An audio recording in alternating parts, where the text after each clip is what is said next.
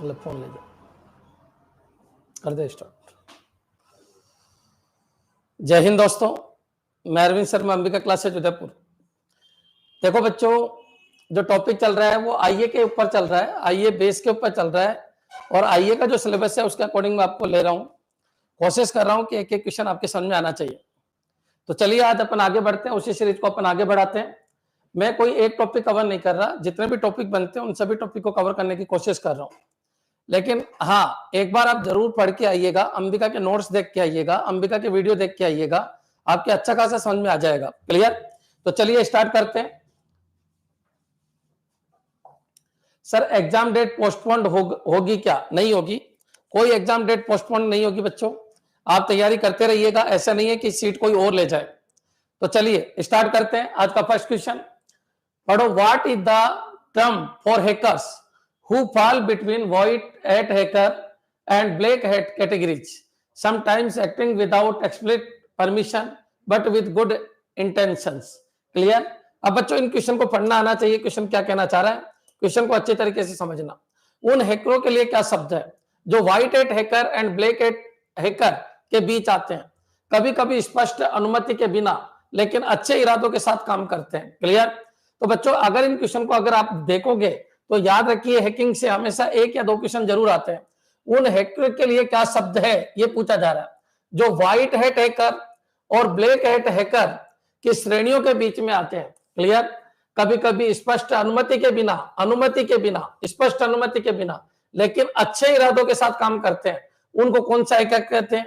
तो याद रखिए, आपका जो क्वेश्चन है वो ये कह रहा है कि ब्लैक हैट हैकर का आपको नॉलेज होना चाहिए, व्हाइट हैट हैकर का आपको नॉलेज होना चाहिए, रेड हैट हैकर का नॉलेज होना चाहिए। पहले इन सभी हैकर के बारे में अगर आपको पता होगा तो आप पढ़ सकते हो। देखो बच्चों, मैं आपको पूरा ही बोल देता हूं 5 मिनट के अंदर अंदर। ये पूरा जो हैकिंग का कंसेप्ट है ये आपके समझ में आ जाएगा। हैकिंग क्या होता है बच्चों? तो किसी सिस्टम के जो लूप होल्स होते हैं, जो कमियां होती है, जो वेनरेबिलिटीज होती है, उनको ढूंढकर उस सिस्टम में प्रवेश करना बिना परमिशन के, इसी को अपन क्या कहते हैं? हैकिंग। मेरे हिसाब से ये वर्ड आपके क्लियर हो गया होगा। किसी भी सिस्टम में कमी हो सकती है, तो बच्चों हैकर क्या करता है? सिस्टम की कमियों को ढूंढता है। अगर किसी सिस्टम में कमी है ही नहीं तो याद रखिए उस सिस्टम को कभी हैक नहीं किया जा सकता। तो बच्चों याद रखिए, सिस्टम की कमियों को ढूंढना पेनिट्रेशन टेस्टिंग कहलाता है। कई बार एक क्वेश्चन आ जाता है, what is the meaning of penetration testing? Penetration testing का मतलब होता है सिस्टम में कमियों को ढूंढना। क्लियर? ये पॉइंट आपके दिमाग में रखना है। और अगर किसी सिस्टम में कमी नहीं है तो बच्चों सिस्टम को कभी हैक नहीं किया जा सकता। अपने घर में कोई ऐसा कोई छेद नहीं है, कोई होल नहीं है, कोई दरवाजा नहीं, कोई गेट नहीं, तो कमरे के अंदर आके कोई सामान को चोरी नहीं कर सकता। बस वही कंसेप्ट है। अगर सिस्टम में कोई कमी नहीं है तो बच्चों सिस्टम को हैक नहीं किया जा सकता। याद रखिए हैकिंग क्या है? तो हैकिंग एक प्रोसेस है जिसमें बच्चों, अब बच्चों दिमाग में यह आना चाहिए कि सर हैकिंग क्या ये पॉजिटिव वर्ड है या नेगेटिव वर्ड है? तो हैकिंग बच्चों एक नेगेटिव वर्ड है, इतना आपके दिमाग में रहना चाहिए। क्लियर? तो सिस्टम की कमियों को ढूंढकर सिस्टम में एंटर करना और बच्चों बिना अनुमति के आप सिस्टम से कुछ फाइलों को ले लेना, यही क्या कहलाती है? हैकिंग। अब कॉमन सी बात है बच्चों, सिस्टम की कमियों को ढूंढने के लिए कौन सा टेस्ट करते हैं? ये क्वेश्चन भी कई बार आ जाता है कि आपका ये सिस्टम है, इसमें कुछ कमियां उनको ढूंढना है, तो पेनिट्रेशन टेस्टिंग की जाती है। पेनिट्रेशन टेस्टिंग की जाती है, ये वर्ड याद रखना। चलिए अब बच्चों क्वेश्चन ये उठता है कि सर हैकर कौन कौन से होते हैं? तो हैकर मोटी कैटेगरी में 3 तरीके के होते हैं। एक कौन सा होता है? ब्लैक हैट हैकर, एक कौन सा होता है? व्हाइट हैट हैकर, और एक कौन सा होता है बच्चों? Grey hat hacker. यहां से आपके क्वेश्चन बनते हैं, याद रखिए। व्हाइट हैट हैकर है, समझना बच्चों, इन सभी को अच्छे तरीके से आपको समझना है। देखो व्हाइट हैट हैकर जो होता है ना बच्चों, वो होता है जो कंपनी खुद रखती है, खुद का एम्प्लॉय होता है, और वो सिस्टम के अंदर जो कमियां उनको ढूंढकर जो उसके मालिक होते हैं सिस्टम के, उनको बताने का काम करता है, वो व्हाइट हैट हैकर है। इसका मतलब यह है कि सिस्टम को बचाता है। ये लीगल हैकिंग है, ये सिस्टम को बचाने के लिए है। बच्चों किससे? ब्लैक हैट हैकर से। ब्लैक हैट हैकर वो हैकर होते हैं जो बच्चों बिना अनुमति के किसी सिस्टम में घुस जाते हैं और बच्चों सिस्टम की इंफॉर्मेशन को चुरा लेते हैं, उनको कहते हैं ब्लैक हैट हैकर। सबसे गंदे जो हैकर होते हैं वो ब्लैक हैकर है। और ग्रे हैट हैकर है बच्चों, ये बिना अनुमति के हैकिंग तो करते हैं, किसी सिस्टम में घुस जाते हैं, लेकिन ये ब्लैक हैट हैकर में भी कन्वर्ट हो सकते हैं और व्हाइट हैट हैकर में भी कन्वर्ट हो सकते हैं। आपको मैंने कई एग्जाम्पल बताए थे जब मैंने आपको वीडियो पढ़ाया था। तो एक एग्जाम्पल, इसका बेस्ट एग्जाम्पल है कि मान लीजिए गूगल के ऊपर अपन ने, गूगल की वेबसाइट को अपन ने हैक किया और बच्चों फिर मैंने गूगल को कॉल कर दिया या फिर गूगल से कांटेक्ट करने की कोशिश की कि आपका ये सिस्टम में ये कमी है और यहां से अपन एंटर कर सकते हैं। तो आप गूगल के एम्प्लॉय भी बन सकते हो और या हो सकता है आप गूगल को बताए नहीं और उनकी इंफॉर्मेशन को चुरा सकते हो। तो आप दोनों तरीके से कन्वर्ट हो सकते हो, या तो व्हाइट हैट हैकर में कन्वर्ट हो सकते हो या फिर ब्लैक हैट हैकर में कन्वर्ट हो सकते हो। तो ग्रे हैट हैकर इन दोनों के बीच की कड़ी है, याद रखिए। Black hat hacker plus white hat hacker दोनों में कन्वर्ट हो सकता है। कौन? Grey hat hacker. बच्चों क्लियर? इनके अलावा भी बहुत सारे हैकर होते हैं, याद रखिए। एक होता है रेड हैट हैकर। तो जो रेड हैट हैकर है बच्चों, उसके लिए एक ही वर्ड है कि वो ब्लैक हैट हैकर का पीछा करता रहता है। जहां पर ब्लैक हैट हैकर है जिनके सिस्टम में जो हैकिंग करने के लिए जिन्होंने सेटअप लगा रखे हैं, उस सेटअप का पीछा करता रहता है। कौन? Red hat hacker. तो बच्चों जो ब्लैक हैट हैकर, बच्चों इनको क्या बोला जाता है? तो याद रखिए, ये बोल सकते हो आप, जो ब्लैक हैट हैकर के पीछे पड़े रहते हैं उनको कौन सा हैकर कहते हैं? Red hat hacker. बच्चों एक और होता है, कौन सा? Green hat hacker. तो ग्रीन हैट हैकर वो है जो स्टार्टिंग की हैकिंग को सीख रहे हैं, शुरू से मतलब अभी अपने अर्लियर फेज में होते हैं, उनको कहते हैं green hat hacker. Red hat hacker हो गया, ब्लैक हैट हैकर हो गया, व्हाइट भी हो गया, ग्रे भी हो गया। इसके अलावा और कौन सा हो सकता है? तो बच्चों एक और होता है ब्लू हैट हैकर। ये भी समझ लीजिए, ब्लू हैट हैकर, इनके ऊपर भी क्वेश्चन आ जाता है। ब्लू हैट हैकर क्या है?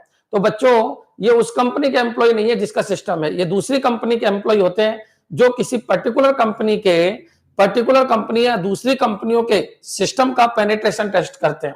Clear? White hat hacker company का एम्प्लॉय होता है, ब्लैक हैट हैकर कंपनी का एम्प्लॉय नहीं होता, ग्रे हैट हैकर कंपनी का एम्प्लॉय नहीं होता, रेड हैट हैकर बच्चों ये भी कंपनी का एम्प्लॉय नहीं होता।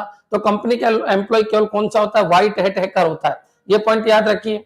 अच्छा, ब्लू हैट हैकर वो हैकर होते हैं, दिमाग में रख लेना बच्चों, जो दूसरी कंपनी के एम्प्लॉय होते हैं और जो पर्टिकुलर कंपनी के सिस्टम को चेक करने का काम करते हैं, उनको कहते हैं blue hat hacker.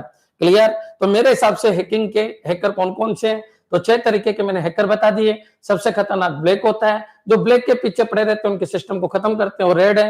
White hat hacker company का एम्प्लॉय होता है, मोटी सैलरी लेता है और कंपनी के सिस्टम में जो वेनरेबिलिटी जो होती है, कमी होती है, उनको ढूंढता है। ग्रे हैट हैकर वो होता है जो बिना अनुमति के बच्चों सिस्टम में घुस जाता है। और ये ब्लैक हैट हैकर या व्हाइट हैट हैकर दोनों में कन्वर्ट हो सकता है। वो ग्रे हैट हैकर है बच्चों, ये इसके ऊपर डिपेंडेंसी है कि वो किधर जाना चाहता है, इधर या इधर। क्लियर?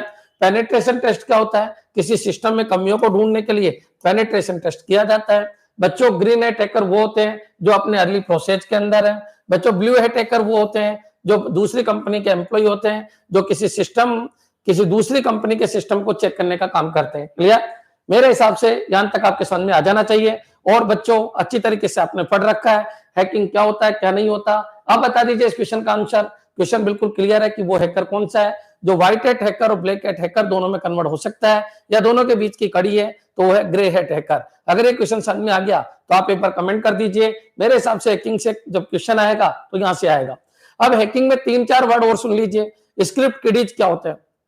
स्क्रिप्ट किडीज वो होते हैं जो टूल्स का यूज करके हैकिंग करते हैं, जो टूल को यूज करके हैकिंग करते हैं, जिनको हैकिंग का कोई ज्यादा नॉलेज नहीं है। क्लियर है बच्चों? जिनको हैकिंग का कोई ज्यादा नॉलेज नहीं है, टूल को यूज करते हैं और अपनी हैकिंग का प्रदर्शन करते हैं, उनको स्क्रिप्ट किडीज कहते हैं।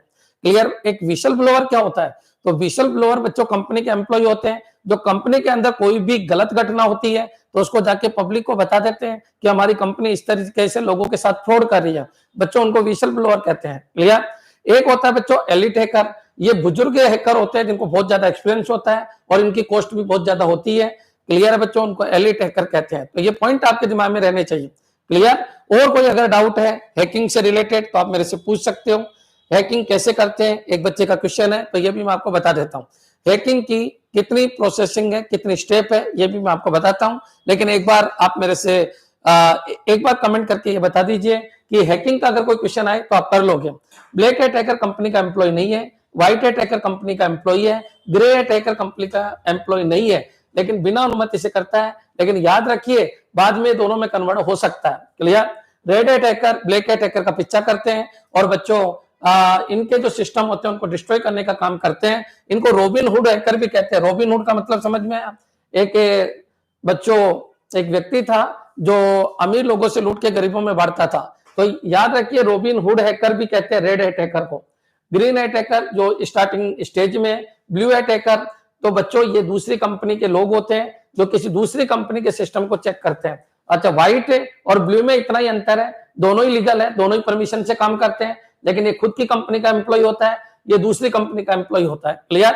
तो ये पॉइंट आपके दिमाग में आ जाना चाहिए। सर ये कौन सा मॉक पेपर है, आज वाला है क्या? ये आज वाला नहीं है, फर्स्ट वाला ही चल रहा है।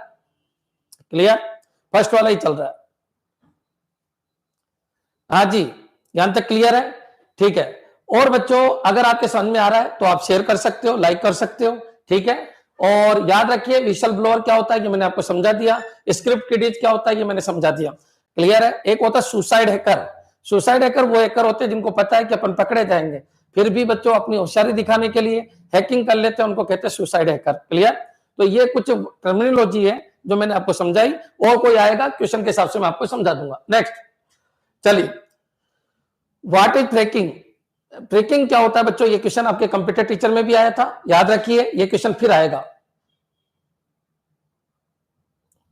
जिसने कोर्स ले रखा है वो टेस्ट दे सकते हैं। क्लियर? चलिए आगे बढ़ते हैं।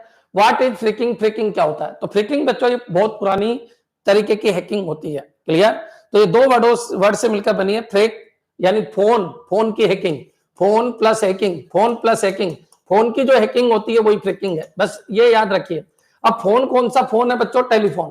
याद रखिए टेलीफोन, ये पुराने जमाने में चलती थी, आजकल नहीं चलती है। जब टेलीफोन लाइनें होती थी तो बच्चों टेलीफोन लाइनों को हैक कर लिया जाता था और उनको कॉल करने में यूज किया जाता था, इसको कहते थे फ्रिकिंग। क्लियर?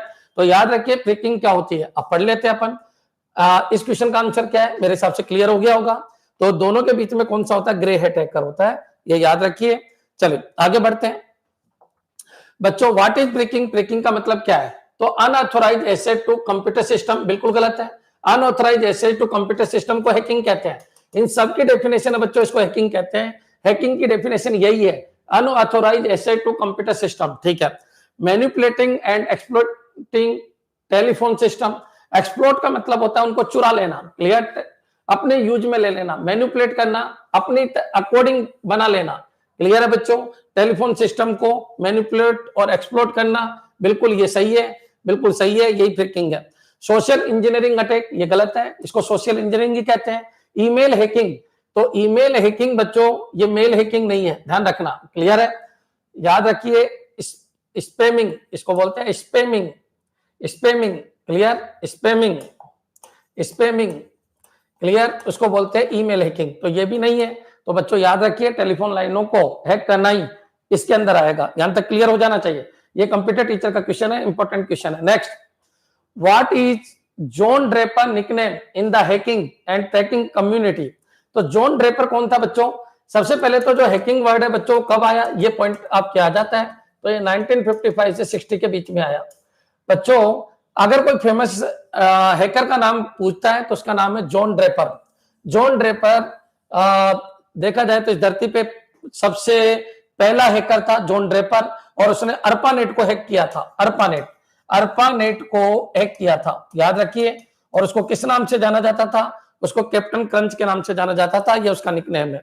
ये क्वेश्चन भी कई बार आ चुका है, तो याद रखिए जॉन ड्रेपर किससे जुड़ा हुआ है? हैकिंग से जुड़ा हुआ है। क्लियर है बच्चों? और याद रखिए जो जॉन ड्रेपर है उसका नाम है captain crunch, captain crunch. Clear है बच्चों? नेक्स्ट चलिए आगे बढ़ते हैं। Which principle of the CIA triad? ये क्वेश्चन कंप्यूटर टीचर में भी आया था।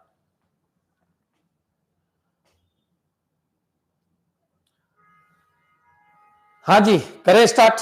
क्वेश्चन को पढ़िए। Which principle of the CIA triad focus? देखिए जो भी इंडिविजुअल क्वेश्चन है क्लास के एंड में पूछ लेना, जैसे कल पूछा था, सबके आंसर मैं दूंगा, लेकिन अभी क्लास डिस्टर्ब हो जाएगी। क्लास के एंड में पूछना आप, जो मैं 5 मिनट दूंगा आपको।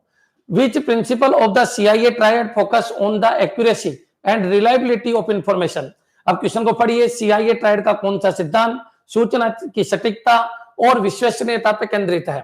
देखो बच्चों सबसे पहले तो CIA ट्रायड के बारे में आपको पता होना चाहिए। CIA ट्रायड क्या है? तो CIA ट्रायड का मतलब है कि जब इंटरनेट चलाते हैं तो इन 3 चीजों की गारंटी होती है, उसी को कहते हैं CIA ट्रायड। बच्चों एक तो कॉन्फिडेंशियबिलिटी, एक इंटीग्रिटी और एक अवेलेबिलिटी। कॉन्फिडेंशियबिलिटी का मतलब क्या होता है? ध्यान रखिए इंटरनेट जब स्टार्ट हुआ था तो उसके लिए CIA ट्रायड बनाया गया। CIA ट्रायड का मतलब है ये 3 चीज लागू होगी तब इंटरनेट बेनिफिशियल है, ना तो इंटरनेट बेनिफिशियल नहीं है। क्लियर? चलिए, ये तीन चीज कौन कौन सी है? तो बच्चों सी का मतलब कॉन्फिडेंशियबिलिटी, आई का मतलब इंटीग्रिटी, ए का मतलब अवेलेबिलिटी। कॉन्फिडेंस का मतलब है जिसके लिए मैसेज है उसी के पास जाना चाहिए, जिसके लिए मैसेज है उसी के पास जाना चाहिए। कॉन्फिडेंस, कॉन्फिडेंस का मतलब है मैंने किसी को लेटर लिखा, उस पर्टिकुलर व्यक्ति के पास ही पहुंचेगा, किसी और के पास नहीं पहुंचेगा। इसकी जो गारंटी देता है वो है कॉन्फिडेंस, कॉन्फिडेंशियबिलिटी, कॉन्फिडेंशियबिलिटी, विश्वसनीयता। क्लियर? बच्चों दूसरा पॉइंट क्या है? इंटीग्रिटी। इंटीग्रिटी का मतलब है जो भी मैसेज जा रहा है पहुंच तो उसी के पास रहा है, लेकिन बीच में कोई उसको चेंज नहीं करे, उसको मॉडिफाई नहीं करे, वो रिलायबल हो, विश्वसनीय हो, किसी ने उसको देखा नहीं हो, वो होता है इंटीग्रिटी। इंटीग्रिटी का कई बार मीनिंग पूछ लिया जाता है, what is the meaning of integrity? Integrity का मतलब है मैंने मैसेज भेजा, मुकेश को मैसेज भेजा, ठीक है, ये कॉन्फिडेंशियबिलिटी है, मुकेश के पास ही पहुंचा, ये गारंटी है, इसको बोलते हैं कॉन्फिडेंशियबिलिटी। सेंडर और रिसीवर फिक्स है, ये कॉन्फिडेंशियबिलिटी है। लेकिन बच्चों क्वेश्चन ये उठा कि मैंने मैसेज भेजा, मुकेश को भेजा, पहुंच गया, बीच में अगर किसी ने उसको देख लिया, उसको छेड़ दिया, उसमें कोई परिवर्तन कर दिया, उसमें कोई मॉडिफिकेशन कर दिया, उसको हो सकता है उसको रीड कर लिया हो, तो बच्चों इसको बोलते हैं इंटीग्रिटी लॉस। इंटीग्रिटी लॉस का मतलब है आपके मैसेज को किसी ने देखा है या उसमें अपडेट किया है, मॉडिफिकेशन किया है, इसको बोलते हैं इंटीग्रिटी लॉस।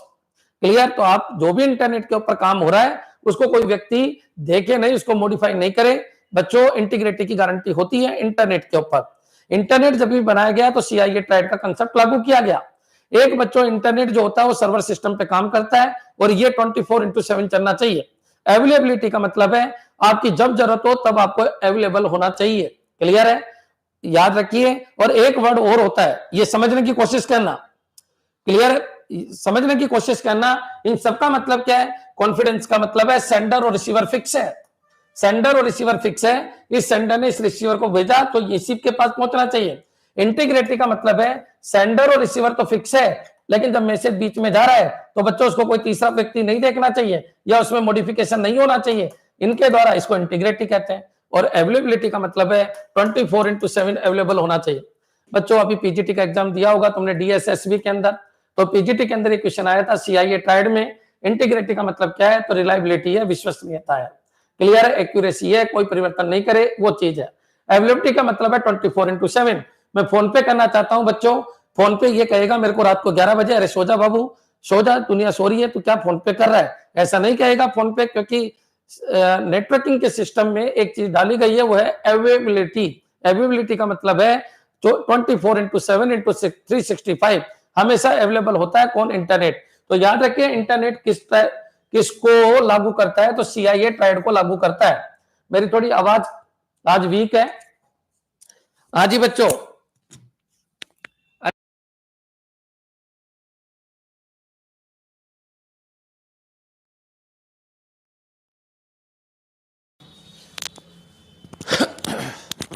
आज थोड़ी मेरी आवाज वीक है, आज थोड़ी मेरी आवाज वीक है बच्चों। अगर कोई दिक्कत आए तो मेरे को बोल देना, मैं वापस रिपीट कर दूंगा। थोड़ी आवाज में दिक्कत आ रही है मेरे, चलिए, क्योंकि सारे दिन क्लास रहती है तो गला खराब हो जाता है।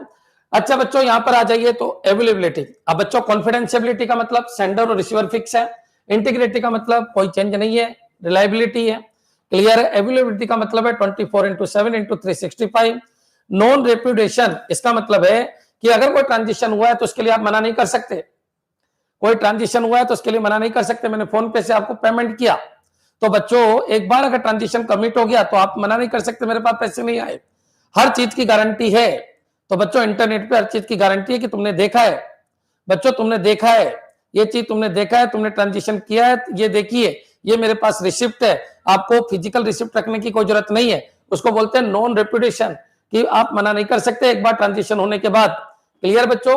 तो ये चार चीजें सीआईए ट्राइड के अलावा चौथी क्या है? No reputation. क्लियर है? कि आप मना नहीं कर सकते कि ट्रांजिशन नहीं हुआ। अब बच्चों यहां पर आ जाइए, ये सीआईए ट्राइड के अंदर तीन चीज होती है, नॉन रिप्यूटेशन अलग होता है। अब पढ़ लेते हैं सीआईए ट्राइड का कौन सा सिद्धांत?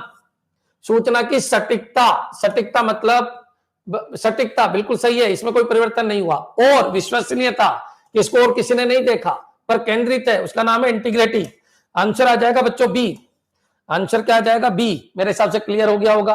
अगर आपके क्लियर है सीआईए ट्राइड क्या होता है, इंटरनेट कौन से सिद्धांत के ऊपर काम करता है। तो जितना भी दुनिया के ऊपर इंटरनेट है वो CIA ट्रायड को लागू करता है। अब इसमें एक नया कंसेप्ट और जोड़ दिया गया, जब से अपन बच्चों थोड़ा सा नेट में दिक्कत आ रही है, नेट में दिक्कत आ रही है, अभी मैं सही करवा रहा हूं 1 मिनट में।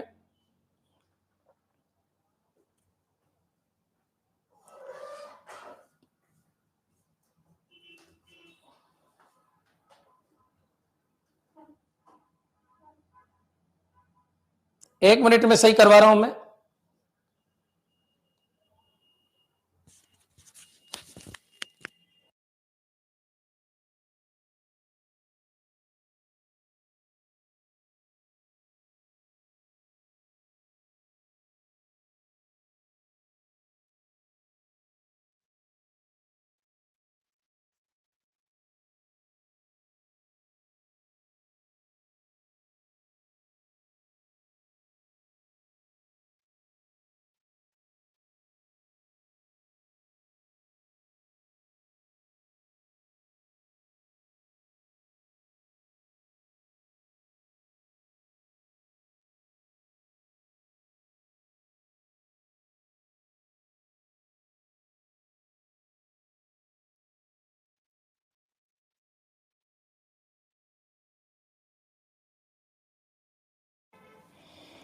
थोड़ा नेटवर्क इश्यू आ रहा है बच्चों मेरी तरफ से, हो सकता है कोई दिक्कत आ रही हो, कनेक्शन जा रहा है बार बार। चलिए आगे बढ़ते हैं बच्चों। तो CIA ट्रायड आपके समझ में आ जाना चाहिए। अगर मान लो आज क्लास में कोई डिस्टर्बेंस होगा तो कल ले लेंगे, ऐसा कुछ नहीं है, लेकिन थोड़ी सी दिक्कत आ रही है। चलिए, तो CIA ट्रायड का मतलब ये होता है कि इंटरनेट के ऊपर जब कम्युनिकेशन की बात आई कि यार अपन को इंटरनेट चलाना है, तो सबसे पहले इंटरनेट के सिद्धांत बने। वो इंटरनेट के जो सिद्धांत है उन्हीं को कहते हैं CIA ट्रायड। नो रिपीटेशन को बाद में जोड़ा गया। नॉन रिपीटेशन का मतलब है जब ट्रांजिशन किया गया इंटरनेट के थ्रू, तो बच्चों गारंटी क्या है, तो बच्चों जैसे ही कमिट होगा उसके बाद आप बदल नहीं सकते, और ना तो सेंडर मना कर सकता है ना रिसीवर मना कर सकता है, दोनों के पास एंट्री हो जाती है। इसको बोलते हैं नॉन रिपीटेशन। क्लियर? चलिए आगे बढ़ते हैं बच्चों। इस क्वेश्चन को देखिए, what does the principle of non repetition aim to prevent. Clear? अब हिंदी में पढ़ लेते हैं। गैर अस्वीकृति के सिद्धांत का उद्देश्य क्या रोकना है। तो नॉन रिपीटेशन का मतलब क्या है, वो ये कहना चाह रहा है।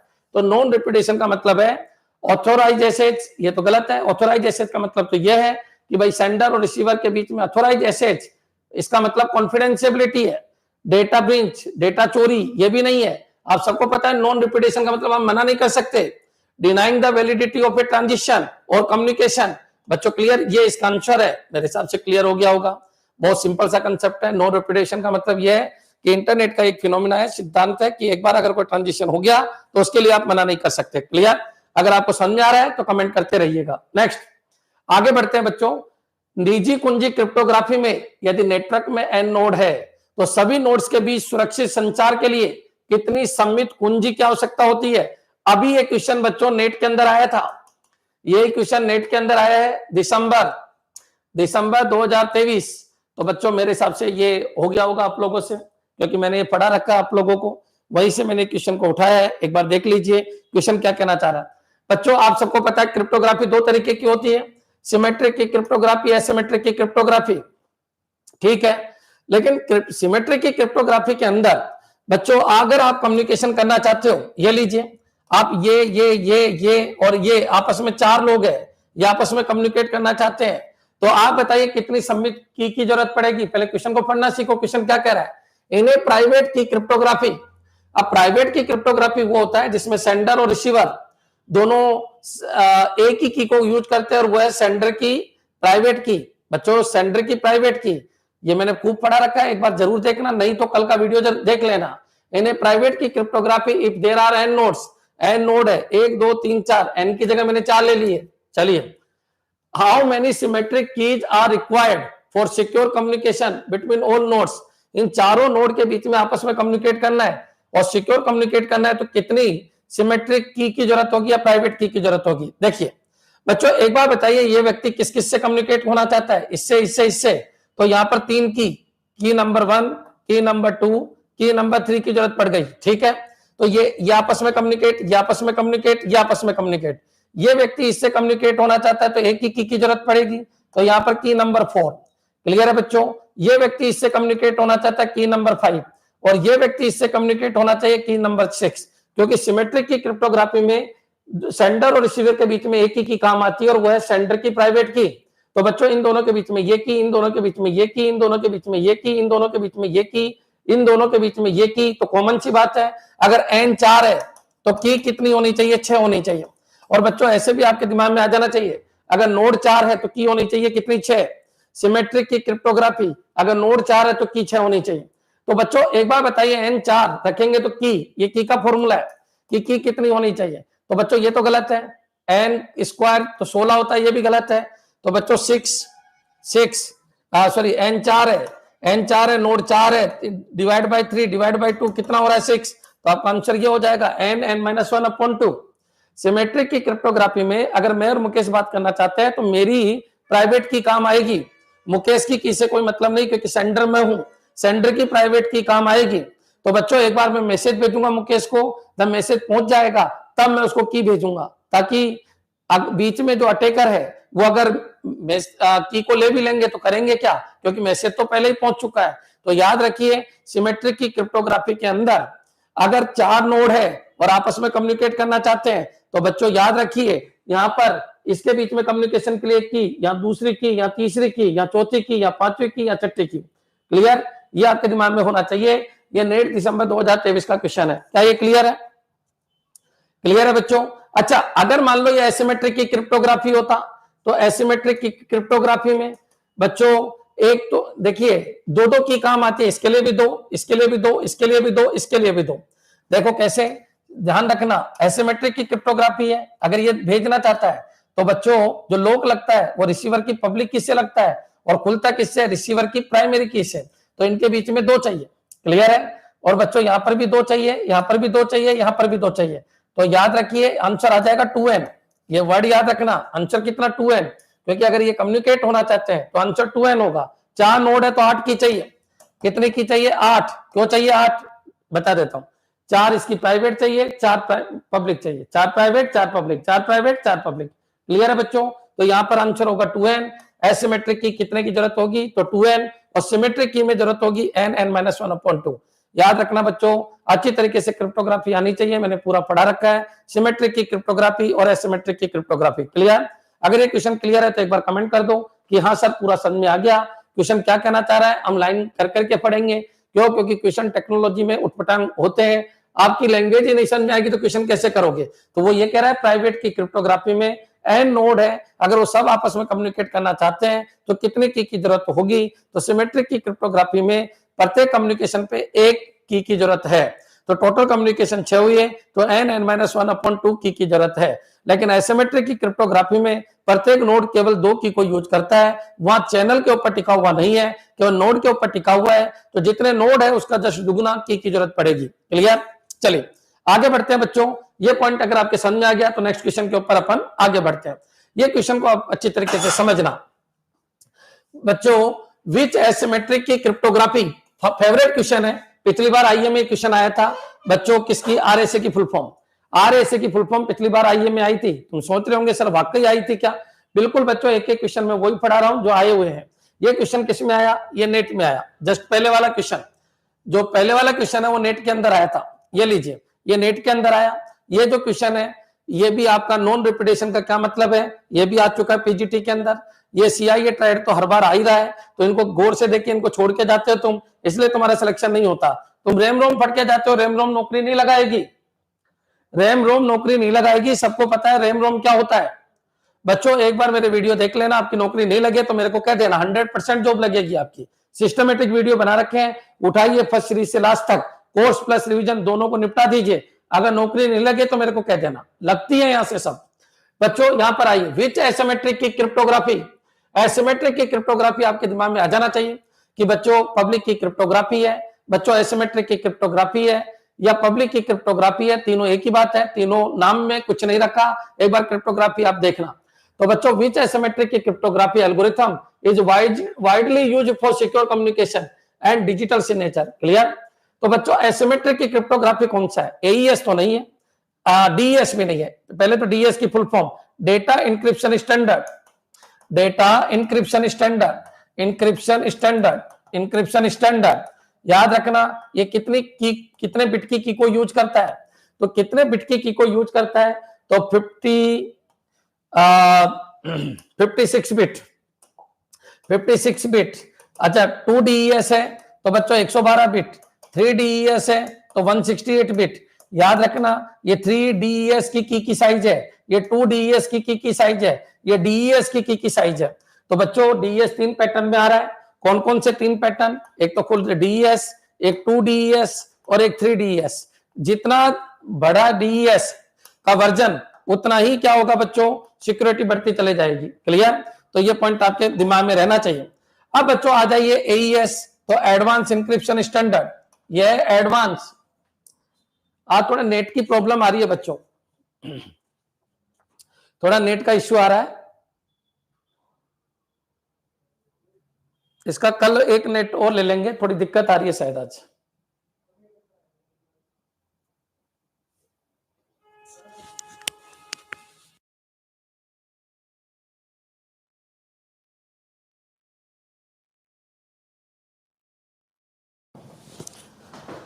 AES की फुल फॉर्म क्या है?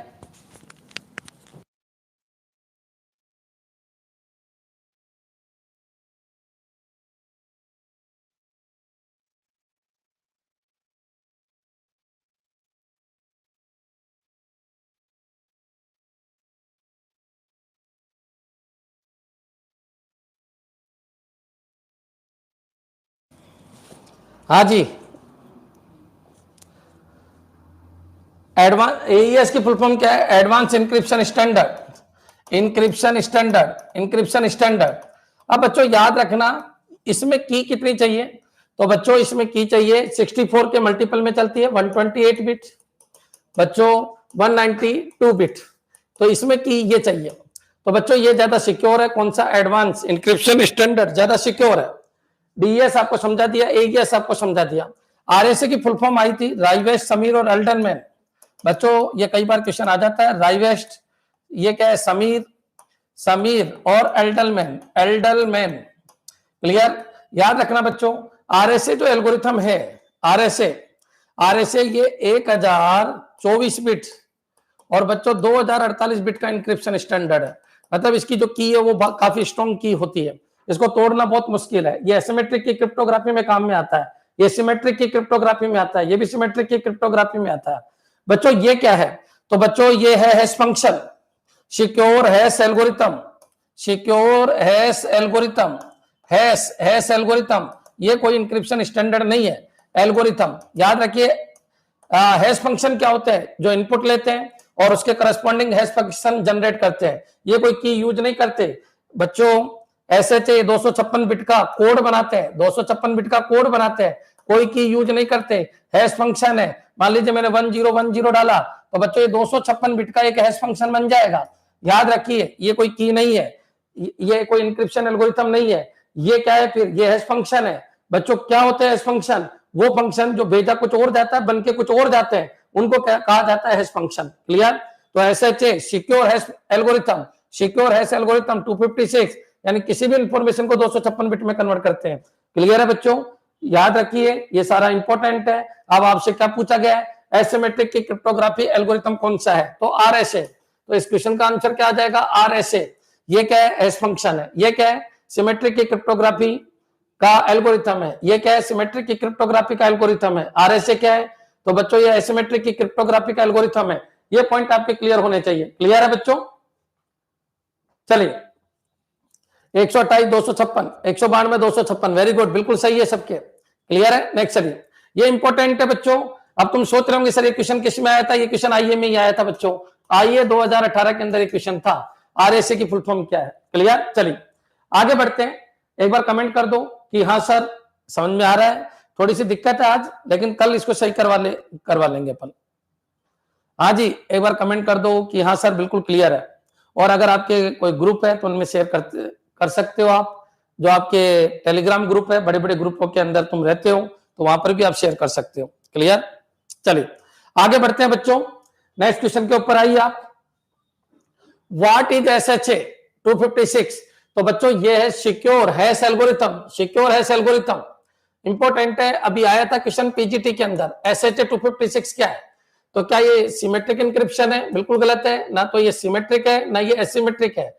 पब्लिक की क्रिप्टोग्राफी नहीं, इसी को एसिमेट्रिक की क्रिप्टोग्राफी कहते हैं बच्चों, इसको डबल की क्रिप्टोग्राफी कहते हैं, बहुत सारे नाम है। क्या ये कोई हैश फंक्शन है? बिल्कुल ये हैश फंक्शन है।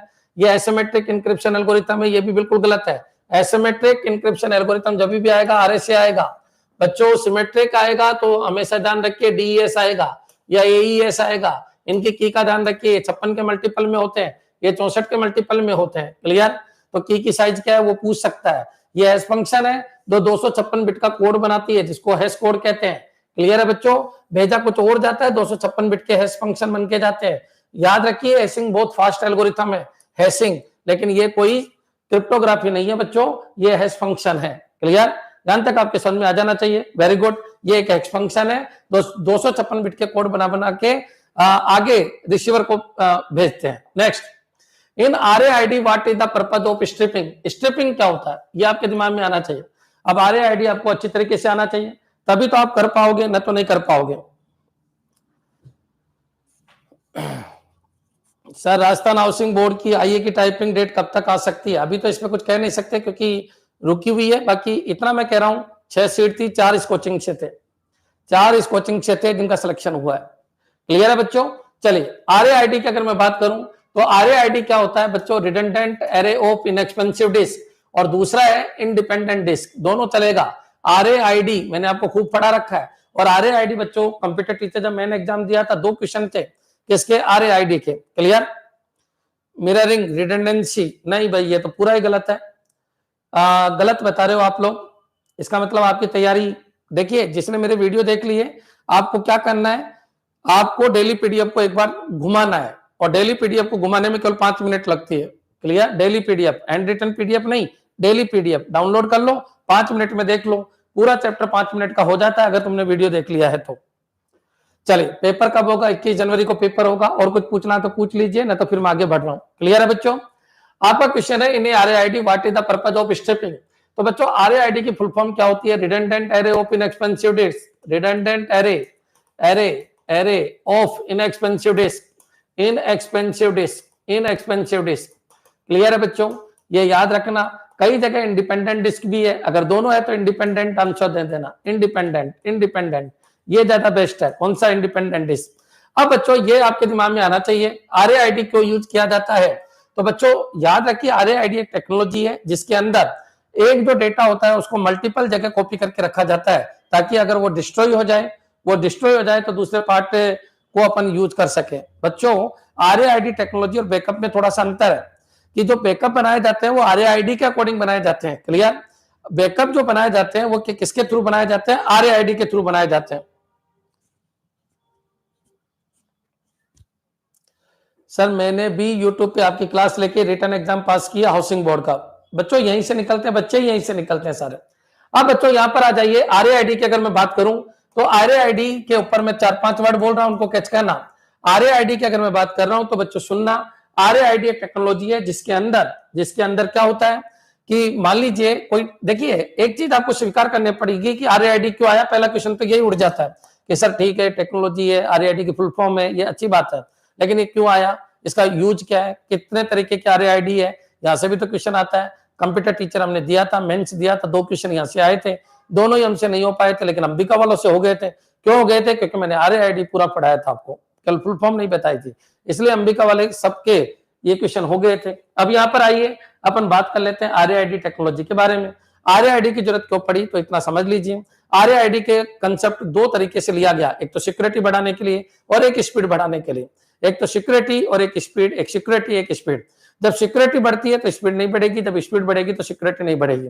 याद रखिए। अब ये क्या होता है ये 5 मिनट में आपके समझ में आ जाएगा। अब चलिए अपन आगे बढ़ते हैं।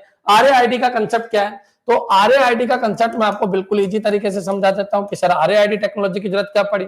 आप सबको पता है बच्चों CPU की स्पीड बहुत फास्ट होती है और मेमोरी की स्पीड बहुत स्लो होती है। अब मान लीजिए मेरे जो मुंह है इसकी स्पीड बहुत फास्ट है, लेकिन मेरे हाथ की स्पीड स्लो है, तो आप बताइए मेरा मुंह जैसे ये खाना आया मैंने फटाफट खा लिया। अब बच्चों ये जाएगा तब तक मैं आइडियल कंडीशन में बैठा रहूंगा, इसका मतलब स्पीड कम है। स्पीड बढ़ाने के लिए RAID का कंसेप्ट लिया गया। तो स्पीड बढ़ाने के लिए जो RAID का कंसेप्ट लिया गया स्पीड बढ़ाने के लिए जो RAID का कंसेप्ट लिया गया उसका नाम है स्ट्रिपिंग। स्ट्रिपिंग स्ट्रिपिंग से क्या होती है? स्ट्रिपिंग स्ट्रिपिंग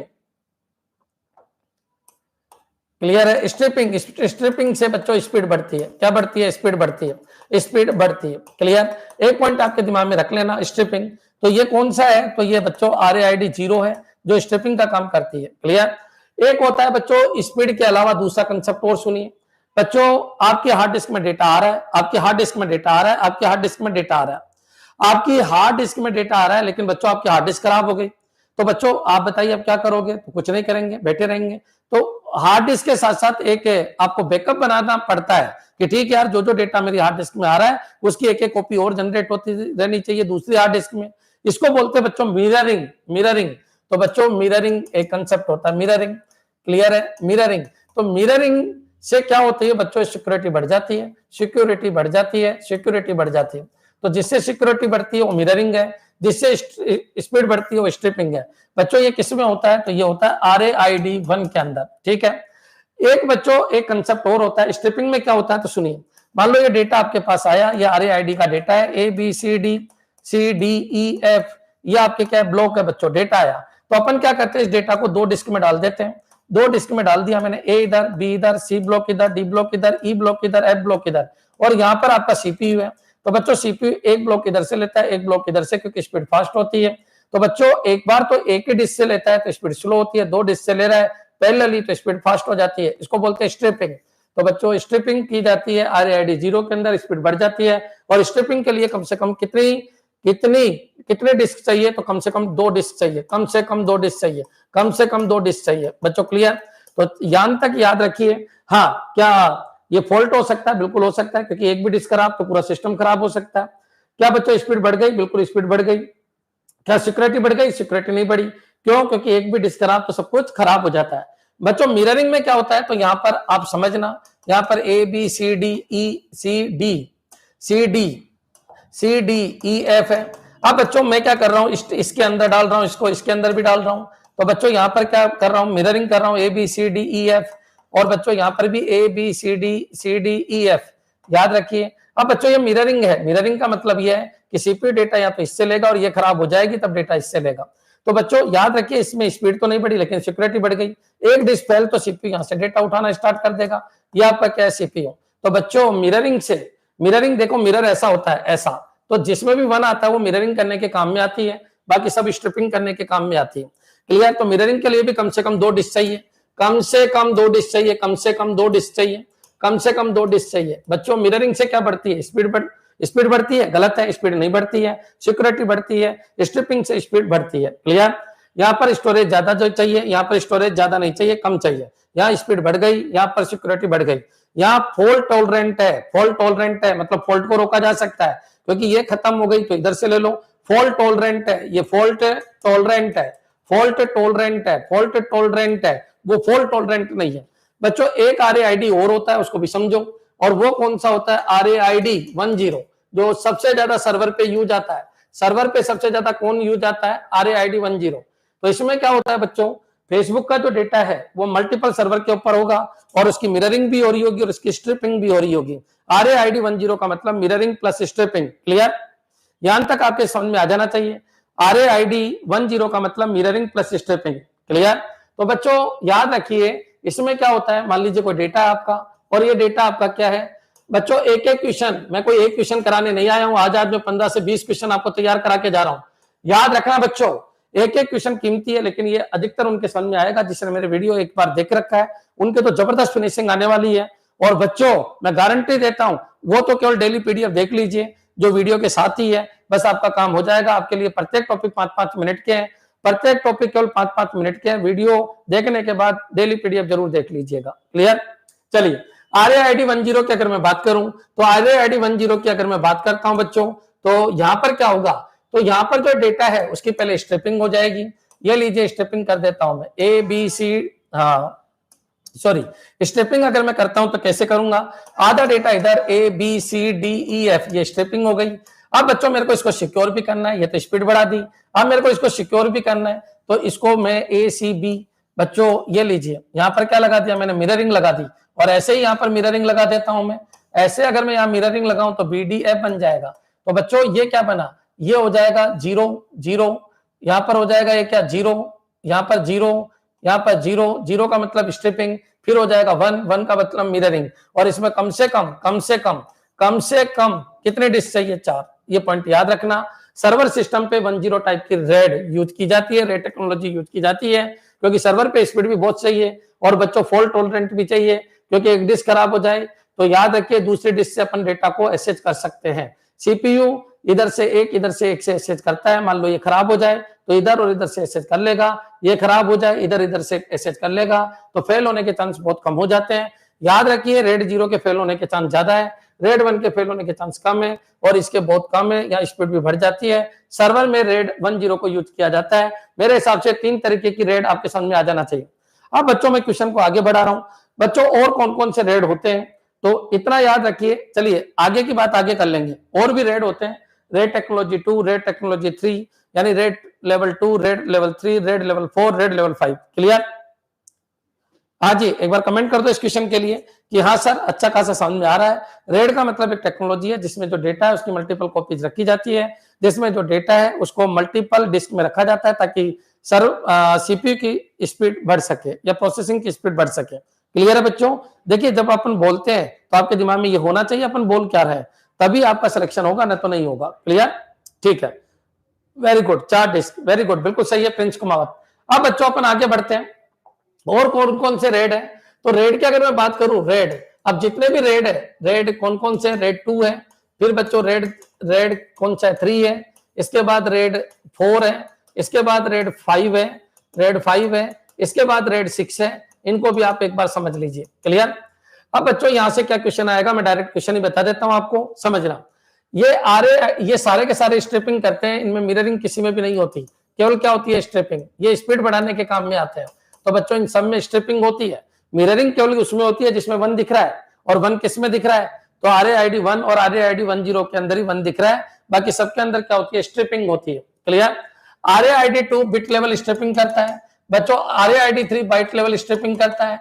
ये चारों के चारों ब्लॉक लेवल स्ट्रिपिंग करते हैं। इससे पहले वाले तीनों के तीनों ब्लॉक लेवल स्ट्रिपिंग करते हैं। ब्लॉक बच्चों सबसे छोटा बिट होता है, बिट से बड़ा बाइट होता है, बाइट से बड़ा ब्लॉक होता है, बाइट से बड़ा ब्लॉक होता है, ब्लॉक से बड़ी डिस्क होती है।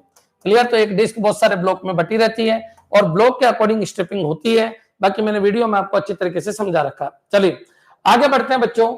ये जो 4 5 6 ये भी ब्लॉक लेवल स्ट्रिपिंग है। ठीक है? अब बच्चों होता क्या है, इन चारों को रिकवर, इन तीनों को रिकवर किया जा सकता है। रेड 4, रेड 5, रेड 6 को क्या किया जा सकता है, रिकवर किया जा सकता है, लेकिन इनसे पहले वाले को रिकवर नहीं किया जा सकता, रेड 3 तक रिकवर नहीं किया जा सकता। ये ब्लॉक लेवल स्ट्रिपिंग है, ये बिट और बाइट लेवल स्ट्रिपिंग है। इनको रिकवर नहीं किया जा सकता, इनको रिकवर किया जा सकता है। इसमें बच्चों होता क्या है, मैं आपको एक एग्जांपल देता हूं। रेड 4 के अंदर मान लीजिए एक डिस्क ये है, एक डिस्क आपकी ये है, एक डिस्क आपकी ये है, और एक डिस्क आपकी ये है बच्चों। ये 3 डिस्क आपकी। सबसे अच्छी बात तो ये रिवीजन भी हो रहे होंगे, आपके कंसेप्ट भी बन रहे होंगे, पूरा का पूरा समझ में आपके आ रहा होगा। चलिए अब बात करते हैं बच्चों। मान लो ये 2 है, यहाँ पर 3 है बच्चों, यहाँ 2 है या 3 है, ये पेरिटी डिस्क है। और यहाँ पर मान लीजिए इन दोनों के बीच में प्लस है तो ये 5 है बच्चों, यहाँ पर 4 है, यहाँ पर 6 है, तो यहाँ पर क्या है, 10 है। चलिए अब मान लीजिए ये डिस्क अपनी खराब हो गई, तो इन दोनों से रिकवर कर सकते हैं। 5 में से 2 गया 3, 10 में से 4 गया 6, तो बच्चों ये पेरिटी डिस्क होती है। अब बच्चों रेड 4 के अंदर ये तो हो गई डेटा डिस्क और ये हो गई पेरिटी डिस्क, और टोटल डिस्क कितनी होती है, n+1। लेकिन याद रखिए डेटा डिस्क अलग होगी, पेरिटी डिस्क अलग होगी। ठीक है? अब RAID 5 में होता तो एजिटी ही है, डेटा डिस्क अलग होती है, पेरिटी डिस्क भी होती है, लेकिन इनबिल्ड होती है। बच्चों RAID 5 जब मैं बनाऊंगा तो किस तरीके से मैं बनाता हूं उसको समझने की कोशिश करना। घर में गागर में सागर बनने की कोशिश कर रहा हूं, ऐसा नहीं करना चाहिए, लेकिन क्या करें, A B और यहाँ पर पेरिटी है P1, यहाँ पर बच्चों C, यहाँ पर P2, यहाँ पर क्या है, D है, यहाँ पर D है, यहाँ पर है P3, यहाँ पर E है, यहाँ पर F है।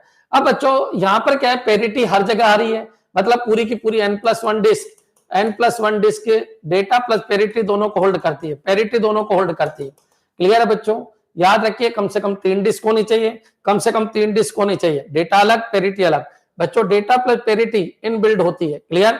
अब बच्चों रेड 6 में क्या होता है, 2 पेरिटी डिस्क होती है, 2 डेटा डिस्क और 2 पेरिटी डिस्क। इसमें कम से कम 4 डिस्क होनी चाहिए, कम से कम 4 डिस्क होनी चाहिए, कम से कम 4 बच्चों। इनमें कम से कम 3 होनी चाहिए, बच्चों इनके अंदर कम से कम 2 होनी चाहिए। क्यों? क्योंकि इसमें रिकवर के लिए पैरिटी डिस्क नहीं होती।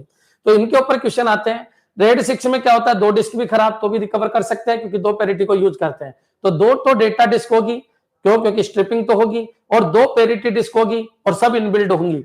बच्चों 4 में और 5 में अंतर इतना है कि जो पैरिटी डिस्क है वो सेपरेट है और यहाँ पर पैरिटी डिस्क इनबिल्ड है। और रेड 6 के अंदर डेटा डिस्क और पैरिटी डिस्क 1, 2, 3 और 4। बच्चों कोई फिक्स नहीं है कि डेटा बस यही है, तो पैरिटी और डेटा क्या होगा, इनबिल्ड होगा। तो बच्चों n+2 डिस्क होगी और सारी की सारी क्या होगी, डेटा प्लस पैरिटी दोनों को होल्ड करेगी। ये याद रखना, बस इससे बाहर कोई क्वेश्चन नहीं आ सकता। रिकवर ये हो सकती है, ये रिकवर नहीं हो सकती, इससे पहले वाली भी रिकवर नहीं हो सकती। बच्चों मिररिंग अलग चीज है, स्ट्रिपिंग अलग चीज है। ये ब्लॉक स्ट्रिपिंग है, ये बिट और ये बाइट है, वो वाली ब्लॉक थी। क्लियर? बच्चों 4 के अंदर पैरिटी डिस्क अलग होती है और 5 के अंदर पैरिटी और डेटा डिस्क मिक्स होती है और 6 के अंदर 2 पैरिटी होती है, ताकि 2 डिस्क भी अगर खत्म हो जाए तो भी बच्चों मैं इनको इक्वेशन बना के रिकवर कर सकता हूं। क्लियर? एक बार कमेंट कर दो हाँ सर पूरा समझ में आ गया। अगर समझ में आ गया तो अपने अगले क्वेश्चन की तरफ चलते हैं। इस क्वेश्चन को देखिए, what is the minimum numbers of disk required for RAID 5? RAID 5 ये बच्चों नेट के अंदर क्वेश्चन आया है, नेट जून के अंदर एक क्वेश्चन है, नेट जून 2023। क्लियर? तो रेड 5 के लिए किस डिस्क की न्यूनतम संख्या क्या है?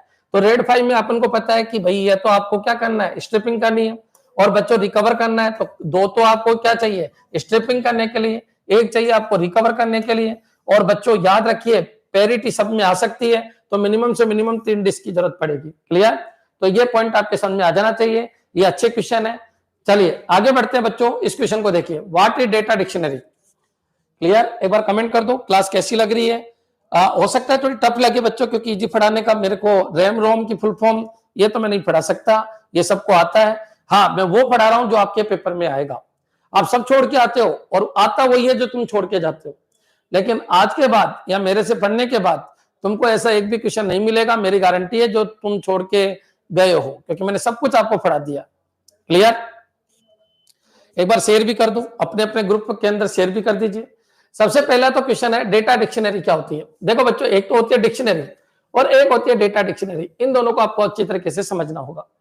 क्लियर? डिक्शनरी जब भी वर्ड आए तो इसका मतलब ये हो गया कि आपका कंटेंट, और डेटा डिक्शनरी कभी भी आए तो इसका मतलब कंटेंट की इंफॉर्मेशन, कंटेंट की इंफॉर्मेशन। क्लियर है बच्चों? एक तो होता है डिक्शनरी, एक होता है डेटा डिक्शनरी। इन दो में अंतर है बच्चों। डिक्शनरी का मतलब आपका कंटेंट होता है, जो आप इंग्लिश की डिक्शनरी देखते हो डिक्शनरी है, वो डेटा डिक्शनरी नहीं है। लेकिन बच्चों उसके आगे जो होता है वो आपके कंटेंट की इंफॉर्मेशन होती है। कंटेंट की जो इंफॉर्मेशन होती है उसको कहते हैं, कंटेंट की जो इंफॉर्मेशन होती है या डेटा अबाउट डेटा, वो होता है मेटा डेटा। तो डेटा डिक्शनरी क्या होती है, जो मेटा डेटा की इंफॉर्मेशन रखे उनको डेटा डिक्शनरी कहते हैं। मेरे हिसाब से लाइन क्लियर हो गई होगी। ये लाइन आपके समझ में आ जानी चाहिए। भाई तुम शेयर नहीं कर रहे, आज लाइक भी नहीं कर रहे, शेयर भी नहीं कर रहे, कर सकते हो आप अपने अपने ग्रुपों में डाल सकते हो। मैं 1 मिनट का रेस्ट दे रहा हूं आपको। क्लियर? फिर अपन इस टॉपिक को स्टार्ट करेंगे, डेटा डिक्शनरी क्या होती है।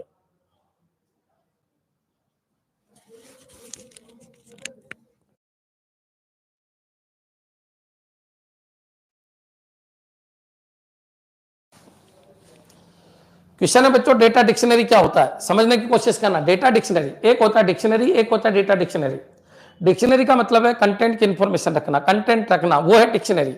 डेटा डिक्शनरी है उस कंटेंट के बारे में इंफॉर्मेशन रखना, वो डेटा डिक्शनरी है। तो बच्चों डेटा से बनता है डिक्शनरी और डेटा डिक्शनरी बनता है मेटा डेटा। तो मेटा डेटा को जो होल्ड करती है वो डेटा डिक्शनरी है। क्लियर है? आईए का एग्जाम आपका कितने दिनों में क्लियर हो सकता है? मैक्सिमम 1 महीना है, मैक्सिमम 1 महीने में कवर हो सकता है पूरा। क्लियर? पॉइंट टू पॉइंट पढ़िए, एक ही चीज को उतना मत पढ़िए, सब चीजों को कवर कीजिए, आपके आईए बन जाओगे खत्म। लेकिन तुम कंप्यूटर फंडामेंटल में ही पढ़े हो तो फिर कुछ नहीं हो सकता। क्लियर? कुछ नहीं हो सकता, क्योंकि पेपर के लेवल आने लग गए 2020 कोरोना के बाद, पेपर के लेवल आने लग गए। क्लियर है? चलिए, कॉलेज के एग्जाम चल रहे हैं, 5 घंटे डेली पढ़ लीजिए, नौकरी लग जाएगी। 5 घंटे बहुत होते हैं, एनफ होते हैं। बच्चों वापस सुन लीजिए, मेटा डेटा की जो इन्फॉर्मेशन रखता है या मेटा डेटा को जो होल्ड करता है उसको कहते हैं डेटा डिक्शनरी। अब डेटा डिक्शनरी क्या है आपको सबको पता चल गया। A book containing the meaning and definition of word used in data, गलत है, ये कोई बुक नहीं है बच्चों, ये तो बिल्कुल गलत है। ए रिपोजिटरी मतलब कलेक्शन ऑफ मेटा डेटा, बिल्कुल। About the data in A database, बिल्कुल सही है बच्चों। A document date describe the structure of A relational database. बच्चों इसको स्कीमा कहते हैं, describe the structure of A relational database, ये गलत है बच्चों। जो डेटाबेस के बारे में बताए उसको बोलते हैं, जो आपका स्कीमा है, जो स्ट्रक्चर है या टेबल के बारे में बताए उसके स्ट्रक्चर के बारे में बताए, वो स्कीमा कहलाता है। Clear. A dictionary use to encrypt sensitive data, ये तो गलत है बच्चों, ये भी गलत है। ये तो क्या है, इंक्रिप्शन एल्गोरिथम कहलाते हैं, तो ये भी बिल्कुल गलत है, ये भी गलत है, ये भी गलत है। मैं आपको फिर क्लियर कर देता हूं। डेटा जो होल्ड करती है उसको अपन बोलते हैं टेबल या रिलेशन, या फिर टेबल या रिलेशन या फाइल। जो डेटा को होल्ड करे उसको फाइल कहते हैं। क्लियर। लेकिन जो डेटा होल्ड किए गए उनकी जो इंफॉर्मेशन रखता है उसको अपन मेटा डेटा फाइल कहते हैं, और मेटा डेटा जो फाइल होती है उसी को बच्चों अपन डेटा डिक्शनरी कहते हैं। क्लियर।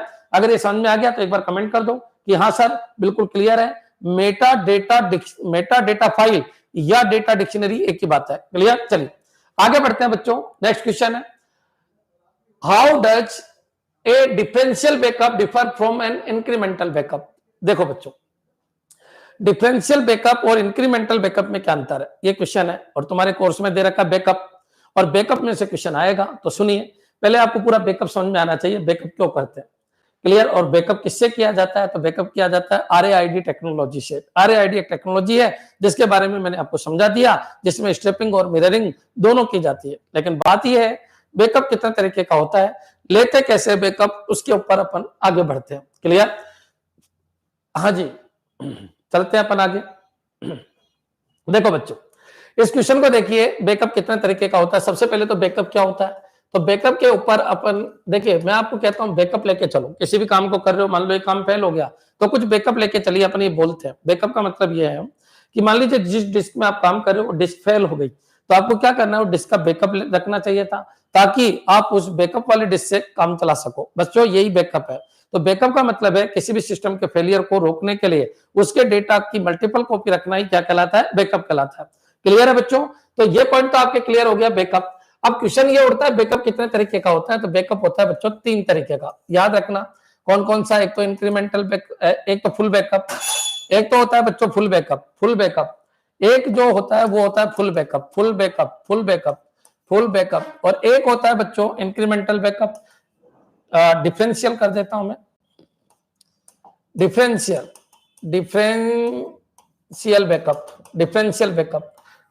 Backup, clear backup. और एक होता है बच्चों इंक्रीमेंटल बैकअप। अब समझना बच्चों, क्योंकि यहां से क्वेश्चन आया था बैकअप, इंक्रीमेंटल बैकअप, तो इनको समझना क्या होता है क्या नहीं होता, किसमें स्पीड फास्ट होती है, किसमें रिस्टोरिंग फास्ट होती है, किसमें बैकअपिंग फास्ट होती है, ये सारे क्वेश्चन आपको यहीं से मिल जाएगा। क्लियर है बच्चों। तो चलिए स्टार्ट करते हैं। भाई 3 वीडियो मैं अभी तक बना चुका हूं, ये तीसरा वीडियो है, तीनों देख लेना यूट्यूब पे। मैं गारंटी देता हूं जितने भी क्वेश्चन कराऊंगा उनमें से ही आपका पेपर बनेगा, उसके बाद एक भी क्वेश्चन नहीं बनेगा। और ये तुमने देख लिया होगा, जो भी मैं यहाँ पढ़ा रहा हूँ वो यूनिक है, कोई नहीं पढ़ाता यूट्यूब पे, कोई नहीं पढ़ाता यूट्यूब पे। सब प्रिंटर स्कैनर यहीं पर पहुंचते हैं बच्चों, उनसे बाहर निकल ही नहीं पाते वो लोग, क्योंकि तुमको भी पता है पटवारी कांस्टेबल वाले लोग पढ़ा रहे हैं। क्लियर है। तो याद रखिए वो इन चीजों तक पहुंच ही नहीं पाते हैं, उनके साथ प्रॉब्लम है, और उनकी सबकी अपनी अपनी मर्यादा है। लेकिन मैं कंप्यूटर के 30 सब्जेक्ट पढ़ाता हूँ, 30 सब्जेक्ट पढ़ाता हूँ, इसलिए लिमिट थोड़ी कम है। चलिए स्टार्ट करते हैं। लाइक कर दो अगर सेशन अच्छा लग रहा है, शेयर कर दीजिए अगर आपको ये सेशन अच्छा लग रहा है,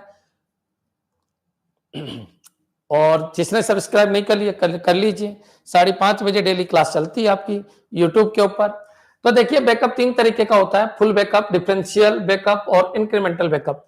फुल बैकअप क्या होता है बच्चों, सुनो। मान लो ये आपकी हार्ड डिस्क है, तो याद रखिए हर एक डेट के ऊपर फुल बैकअप ले लिया जाता है।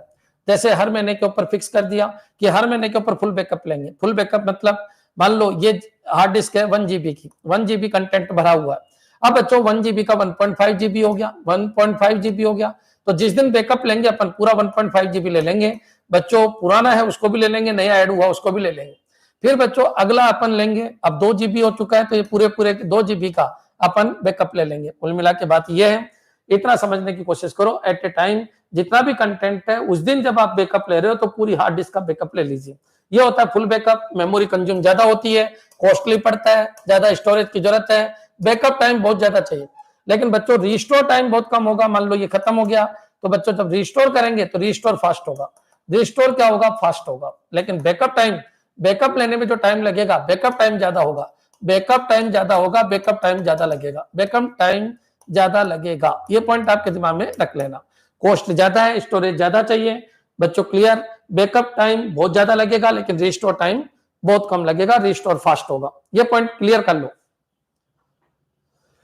चलिए दूसरा पॉइंट है डिफरेंशियल बैकअप क्या होता है। तो डिफरेंशियल बैकअप को भी समझो। मान लीजिए इतना है, एक बार आप फुल बैकअप ले लीजिए, फुल बैकअप ले लिया एक बार, तो यहां पर भी फुल बैकअप लेना है। तो यहां पर ये फुल बैकअप है, यहां पर भी फुल बैकअप है, यहां पर भी फुल बैकअप है। एक बार आपने फुल बैकअप ले लिया, अब इसके बाद अब फुल बैकअप में जो जो परिवर्तन होगा वही लेना है बस। फुल बैकअप में मान लो 2 फाइल आ गई 1 2, तो बच्चों यहां पर 1 2 लेना है, केवल आपको 1 2 लेना है। अब तीसरी फाइल और आ गई फुल बैकअप के अंदर, फुल बैकअप के अंदर बच्चों तीसरी फाइल और आ गई, तो आपको 1 2 3 बनाना है। तो 1 2 3 मतलब सब लेना है, ये भी लेना है, ये भी लेना है। फुल बैकअप क्या था, फुल बैकअप ये था। अब कौन सी फाइल आई, अब फाइल आ गई 1 2, आपको इस फाइल में चेंज किया 3 में, तो 1 2 3 हो गया। यानी फुल बैकअप के अलावा, फुल बैकअप के बाद जिसमें परिवर्तन हुआ सबको लेना है। तो बच्चों ये भी है, लेकिन उससे कम स्पेस ले रहा है, क्योंकि यहां हर बार फुल बैकअप लेते हैं, यहां पर फुल बैकअप के अलावा जिन जिन फाइलों में परिवर्तन हुआ वो लिस्ट बनती जाएगी। अब मान लो 5वें नंबर की फाइल में परिवर्तन हो गया, तो कोई बात नहीं, अगली बार जितने भी परिवर्तन हुआ फुल बैकअप के अलावा उन सबको लेना है, तो 1 2 3 और 5 भी आ जाएगा। क्लियर है बच्चों। तो याद रखिए, इससे कम बैकअप का समय लेगा, इससे कम स्टोरेज लेगा, लेकिन रिस्टोर टाइम ज्यादा लेगा, रिस्टोर टाइम ज्यादा लेगा। ये पॉइंट ध्यान रखिए। एक होता है इंक्रीमेंटल बैकअप। तो बच्चों एक बार तो फुल बैकअप लेना पड़ेगा आपको, फुल बैकअप लेना पड़ेगा। तो फुल बैकअप लेने के बाद याद रखिए, जिसमें परिवर्तन हुआ एक में एक नंबर फाइल तो उसी को रखिए, अगली बार 2 नंबर की फाइल तो बस उसी को रखिए, अगली बार 3 नंबर की फाइल तो बच्चों उसी को रखिए। बच्चों सभी को नहीं लेके चलना है, जिन जिन फाइलों में परिवर्तन हो रहा है बस उन्हीं को लेके चलना। 1 2 3 ये होता है इंक्रीमेंटल। वापस सुन लो, इसमें सभी का फुल बैकअप लेना पड़ता है, इसमें फुल बैकअप के बाद जिसमें परिवर्तन हुआ केवल उनको लेना है, और इसमें एट ए टाइम जिसमें परिवर्तन हुआ केवल उनको लेना है। बच्चों एक बार इसको ले लिया, ये ले लिया, अब उसके बाद किस किस का परिवर्तन हुआ 1 महीने में उनको लेना है, अब 1 महीने के बाद किसका हुआ उसको लेना है, इंक्रीमेंटल बैकअप। अब बच्चों यहाँ रीस्टोर बहुत ढीला है, बहुत ज्यादा समय लेता है, लेकिन बैकअपिंग का जो समय है वो बहुत फास्ट है। मेरे हिसाब से बैकअप आपके समझ में आ गया होगा। याद रखिए, मैं आपको एक एग्जांपल दे देता हूं। देखो ऐसे ध्यान रखो, एक कॉपी है, एक कॉपी है, अब मैंने कहा फुल बैकअप ले लो, तो दूसरी कॉपी बन गई एज इट इज। अब बच्चों मेरे को 10 वर्ड वो लिखने थे, 10 वर्ड उसके अंदर लिख दिया फुल बैकअप के अंदर। अब फिर अगले महीने लेना है, तो बच्चों पूरी की पूरी कॉपी का फुल बैकअप ले लीजिए। क्लियर है यहां तक, क्लियर है बच्चों। अब चलिए, अब बच्चों डिफरेंशियल बैकअप में क्या होगा, एक कॉपी ले ली, उसके फुल बैकअप कर लिया, ठीक है कोई दिक्कत नहीं। अब बच्चों मैंने क्या किया, अगली कॉपी में लूंगा, अगली कॉपी जो लूंगा उसमें जो परिवर्तन हुआ फुल बैकअप में केवल उन्हीं को लिखूंगा, पूरी कॉपी का फुल बैकअप नहीं लूंगा, ठीक है, ठीक है। अब बच्चों तो मैं तीसरी कॉपी बनाऊंगा, तो इससे पहले वाली कॉपी में जो परिवर्तन है उसको भी लूंगा, और यहां परिवर्तन है उसको भी लूंगा, ठीक है। ये डिफरेंशियल बैकअप का मतलब है, फुल डिस्क में के बाद जितना भी परिवर्तन होगा वो सब आएगा। फुल डिस्क के बाद किस किस में परिवर्तन हुआ, 1 2 आ गया, अगले महीने 1 2 तो लेना ही है, और परिवर्तन हुआ उनको लेना है, उसके अगले महीने 1 2 3 को तो लेना ही, और परिवर्तन हुआ उसको लेना है। इंक्रीमेंटल बैकअप में क्या होगा, उस महीने के अंदर जिन जिन में परिवर्तन हुआ केवल उनको लेना है, उससे पहले वालों को नहीं लेना। क्लियर है बच्चों, यहां तक आपके समझ में आ जाना चाहिए। क्या ये क्लियर है, तो एक बार कमेंट कर दीजिए। कॉमन सी बात है, इसमें स्टोरेज कम है, स्टोरेज कम है, तो बच्चों रीस्टोर ज्यादा होगा, रीस्टोर में समय ज्यादा लगेगा। बच्चों बैकअप टाइम कम होगा, यहाँ बैकअप टाइम कम है, यहाँ पर बैकअप टाइम बहुत ज्यादा है। तो बच्चों 4-5 चीजें मैं अलग अलग बोल रहा हूँ। एक तो स्टोरेज बहुत ज्यादा है, फिर इसमें स्टोरेज देखो आपको दिख रहा होगा, इसमें स्टोरेज इससे कम है, इसमें स्टोरेज बहुत कम की जरूरत है, इसमें बैकअप करने में टाइम ज्यादा लगेगा क्योंकि पूरा का पूरा बैकअप ले रहे हो। इसमें जितना परिवर्तन है हर बार उन सबको, परिवर्तन वाले सबको लिया जा रहा है फुल बैकअप के बाद, और इसमें जो उस महीने में परिवर्तन हुए केवल उन्हीं को लिया जा रहा है। क्लियर बच्चों, यहाँ बैकअपिंग बहुत स्लो है, यहाँ बैकअपिंग बहुत इससे फास्ट है, और इसमें बहुत फास्ट है। या रिस्टोरिंग बहुत फास्ट है, क्यों, क्योंकि पूरे का पूरा एक ही डिस्क काम आ जाएगी। यहाँ पर बच्चों इसके साथ इस डिस्क को यूज कर लेते हैं, इनकी जरूरत नहीं पड़ेगी, इसमें सभी डिस्क काम आएगी, इसलिए रिस्टोरिंग बहुत स्लो है। क्लियर, यहां तक आपके समझ में आ जाना चाहिए। सारा कोर्स 1 महीने में कवर हो जाएगा आपका, मेरी गारंटी है। आप सिस्टमेटिक पढ़िए, यूट्यूब के ऊपर वीडियो दे रखा है 2 महीने में तैयारी कैसे करें, उस वीडियो को देख लो, उसके हिसाब से चलो। वीडियो केवल एक बार देखना, उसके बाद डेली पीडीएफ ऐसे मैंने बना रखी है, बस उनको देखते ही 5 मिनट में आपका रिवीजन हो जाएगा, 5 मिनट से ज्यादा नहीं लगेगी। बच्चों ये पॉइंट अगर आपके समझ में आ गया तो एक बार कमेंट कर दो कि हाँ सर बिल्कुल क्लियर है। वापस सुन लो, यहाँ फुल बैकअप लिया जाता है, यहाँ पर फुल बैकअप के बाद जितना भी परिवर्तन हुआ उन सबको लिया जाता है। यहाँ पर फुल बैकअप के बाद एक फिक्स टाइम के बाद जो जो भी परिवर्तन हो रहा है केवल उन्हीं को लिया जाता है, जो जो भी परिवर्तन हो रहा है केवल उन्हीं को लिया जाता है। क्लियर, ये बैकअप के तरीके हैं। नेक्स्ट चलिए आगे बढ़ते हैं बच्चों, इस क्वेश्चन को देखिए, किस प्रकार के सुरक्षा उपाय कुरबल के हमलों से बचाव के मदद कर सकते हैं। Which type of security measure can help define against brute force attack? अबे ब्रूट फोर्स अटैक क्या है, इसके ऊपर क्वेश्चन आ जाता है। ब्रूट फोर्स अटैक क्या है, इसके ऊपर क्वेश्चन आ जाता है। चलिए मेरे हिसाब से क्वेश्चन तो बाकी है, काफी बाकी है, लेकिन मैंने काफी टॉपिक कवर करने की कोशिश की, लगभग 8 से 10 टॉपिक कवर करने की कोशिश की। मंडे को यहीं से स्टार्ट करेंगे अपन ब्रूट फोर्स अटैक से, या करवा दूं क्या, 15-20 मिनट और लगती है। अगर आप कमेंट करोगे हाँ सर करवा दो तो मैं करवा देता हूं, क्योंकि आज कोचिंग में एग्जाम चल रहे हैं बच्चों के। 27 क्वेश्चन है, अगर आप बोलो तो मैं करवा देता हूं,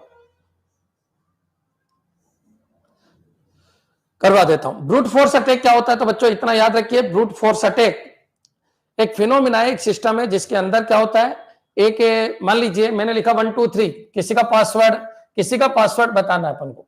तो बच्चों आप सबको पता है या 0 to 9 आ सकता है, या 0 to 9 आ सकता है, 0 to 9 आ सकता है। इसके 10 तरीके, इसके 10 तरीके, इसके 10 तरीके, 1000 तरीके अप्लाई करके देखो, 1000 तरीके अप्लाई करके देखिए, कोई ना कोई पासवर्ड मिल जाएगा और सिस्टम में घुसा जा सकता है। इसी को बोलते हैं ब्रूट फोर्स अटैक। प्रोबेबिलिटी के हिसाब से, परम्यूटेशन के हिसाब से बच्चों जो अल्फाबेट है, जो पॉसिबिलिटीज है, उनके कोड बनाकर अप्लाई करना, यही है brute force attack. Brute force attack से बचना है तो 4 तरीके हैं। 4 तरीके कौन कौन से? सबसे पहले स्ट्रॉन्ग पासवर्ड रखिए, लंबा पासवर्ड रखिए, स्ट्रॉन्ग पासवर्ड रखिए, लंबा पासवर्ड रखिए, बदलता हुआ पासवर्ड रखिए, और अटेम्प्ट करने के जो काउंटिंग है वो फिक्स रखिए कि ठीक है यार आप अटेम्प्ट करो, पासवर्ड डालने के आपके 5 ही बार चांस है, अगर आपने 6ठी बार डाला तो आपका ब्लॉक हो जाएगा 24 घंटे के लिए। ये ब्रूट फोर्स अटैक के बचाव है। तो ब्रूट फोर्स अटैक है क्या? तो ब्रूट फोर्स अटैक एक बहुत ओल्ड टेक्नोलॉजी है, किसके लिए? किसी सिस्टम में घुसने के लिए, और ये परम्यूटेशन और कॉम्बिनेशन के लॉजिक को यूज करता है। क्लियर है बच्चों?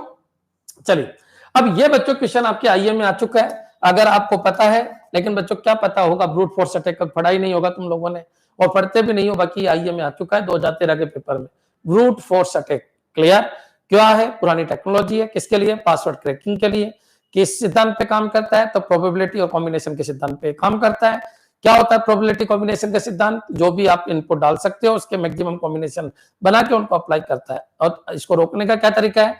ज्यादा से ज्यादा आप मान लीजिए अगर आप यहाँ पर 4 अल्फाबेट लोगे तो 10 और हो जाएगा। फिर कॉमन सी बात है, पासवर्ड बड़ा होना चाहिए, स्ट्रॉन्ग होना चाहिए, डिफरेंट टाइप के मिलाकर पासवर्ड बनना चाहिए, जिसमें अल्फाबेट भी आए, सिंबल भी आए और कैरेक्टर भी आए। और क्या होना चाहिए ब्रूट फोर्स अटैक से बचने के लिए? और नंबर्स ऑफ अटेम्प्ट को फिक्स कर देना चाहिए। क्लियर है बच्चों? चलिए आगे समझ में। सर कैसे कोर्स करे 1 महीने में? अरे क्या पूछ रहे बार बार दीपक शर्मा, मैंने बता रखा है वहां पर, देख लीजिए आप। तो which type of security measure can help defend against brute force attack? Strong complex password, ठीक है। बायोमेट्रिक गलत है, इंक्रिप्शन गलत है, फायरवॉल गलत है। क्यों? क्योंकि फायरवॉल का क्या लेना देना है ब्रूट फोर्स अटैक में? फायरवॉल तो क्या करती है? किसी वेबसाइट को ब्लॉक करती है, किसी एप्लीकेशन को ब्लॉक करती है, किसी पोर्ट को ब्लॉक करती है, किसी कीवर्ड को ब्लॉक करती है, जो आपको नहीं चाहिए उनको ब्लॉक करने का काम है। बच्चों ब्रूट फोर्स अटैक को ब्लॉक थोड़ी कर सकते हैं। इंक्रिप्शन क्या होता है? कोई संदेश जा रहा है तो उसका रूप बदल के भेजना है, इंक्रिप्शन कहलाता है। बायोमेट्रिक ऑथेंटिकेशन क्या है? तो बायोमेट्रिक ऑथेंटिकेशन है बच्चों, बायोमेट्रिक ऑथेंटिकेशन का मतलब है, देखिए पहले क्या चलता था, यूजर आईडी पासवर्ड चलता था, फिर आया ओटीपी आ गया, अब बायोमेट्रिक ऑथेंटिकेशन चल रहा है। लेकिन biometric authentication brute force attack से नहीं बचा सकता। क्या बचाएगा आपको? स्ट्रॉन्ग कॉम्प्लेक्स पासवर्ड बचाएगा। क्लियर? नेक्स्ट चलिए आगे बढ़ते बच्चों, इस क्वेश्चन को देखिए। मेरे हिसाब से एक पॉइंट आपके क्लियर हो रहा होगा। चलिए अगर आपको क्लास अच्छी लग रही है तो एक बार आप शेयर कर दीजिए। एक है सर 2 वे वेरिफिकेशन क्या होता है? ये क्वेश्चन आ रहा है बार बार, मैं समझा देता हूं। देखिए 2 वे वेरिफिकेशन क्या होता है? पहले अपन क्या करते थे, फेसबुक पे जाते थे, यूजर आईडी डालते थे, पासवर्ड डालते थे, काम हो जाता था। ये 1 वे वेरिफिकेशन है। आजकल क्या है बच्चों, यूजर आईडी पासवर्ड कोई भी चुरा लेता है तो क्या आता है, ओटीपी आता है। ये टू वे वेरिफिकेशन है। क्लियर है बच्चों? तो वन वे वेरिफिकेशन से स्ट्रॉन्ग है टू वे वेरिफिकेशन। मेरे हिसाब से क्लियर हो गया होगा। चलिए आगे बढ़ते हैं बच्चों। What is the primary benefit of using an anonymous proxy server? Clear? अब ये क्या होते हैं? सबसे पहला क्वेश्चन तो ये है, प्रॉक्सी सर्वर क्या होता है? सबसे पहला क्वेश्चन तो ये, प्रॉक्सी सर्वर क्या होता है? अच्छी तरीके से समझना, पूरा एक चैप्टर है, कई बार क्वेश्चन आ चुका है, कंप्यूटर टीचर में भी आया था। प्रॉक्सी सर्वर के ऊपर, वीपीएन के ऊपर, इनको समझना। प्रॉक्सी सर्वर क्या होता है बच्चों, मैं आपको समझा देता हूं, एक बार समझना। प्रॉक्सी सर्वर, सबसे पहले तो इसके मतलब के ऊपर जाइए। प्रॉक्सी सर्वर क्या होता है? देखो बच्चों, अच्छी तरीके से समझना। एक मिनट रुकना, थोड़ा सा रेस्ट कर लो।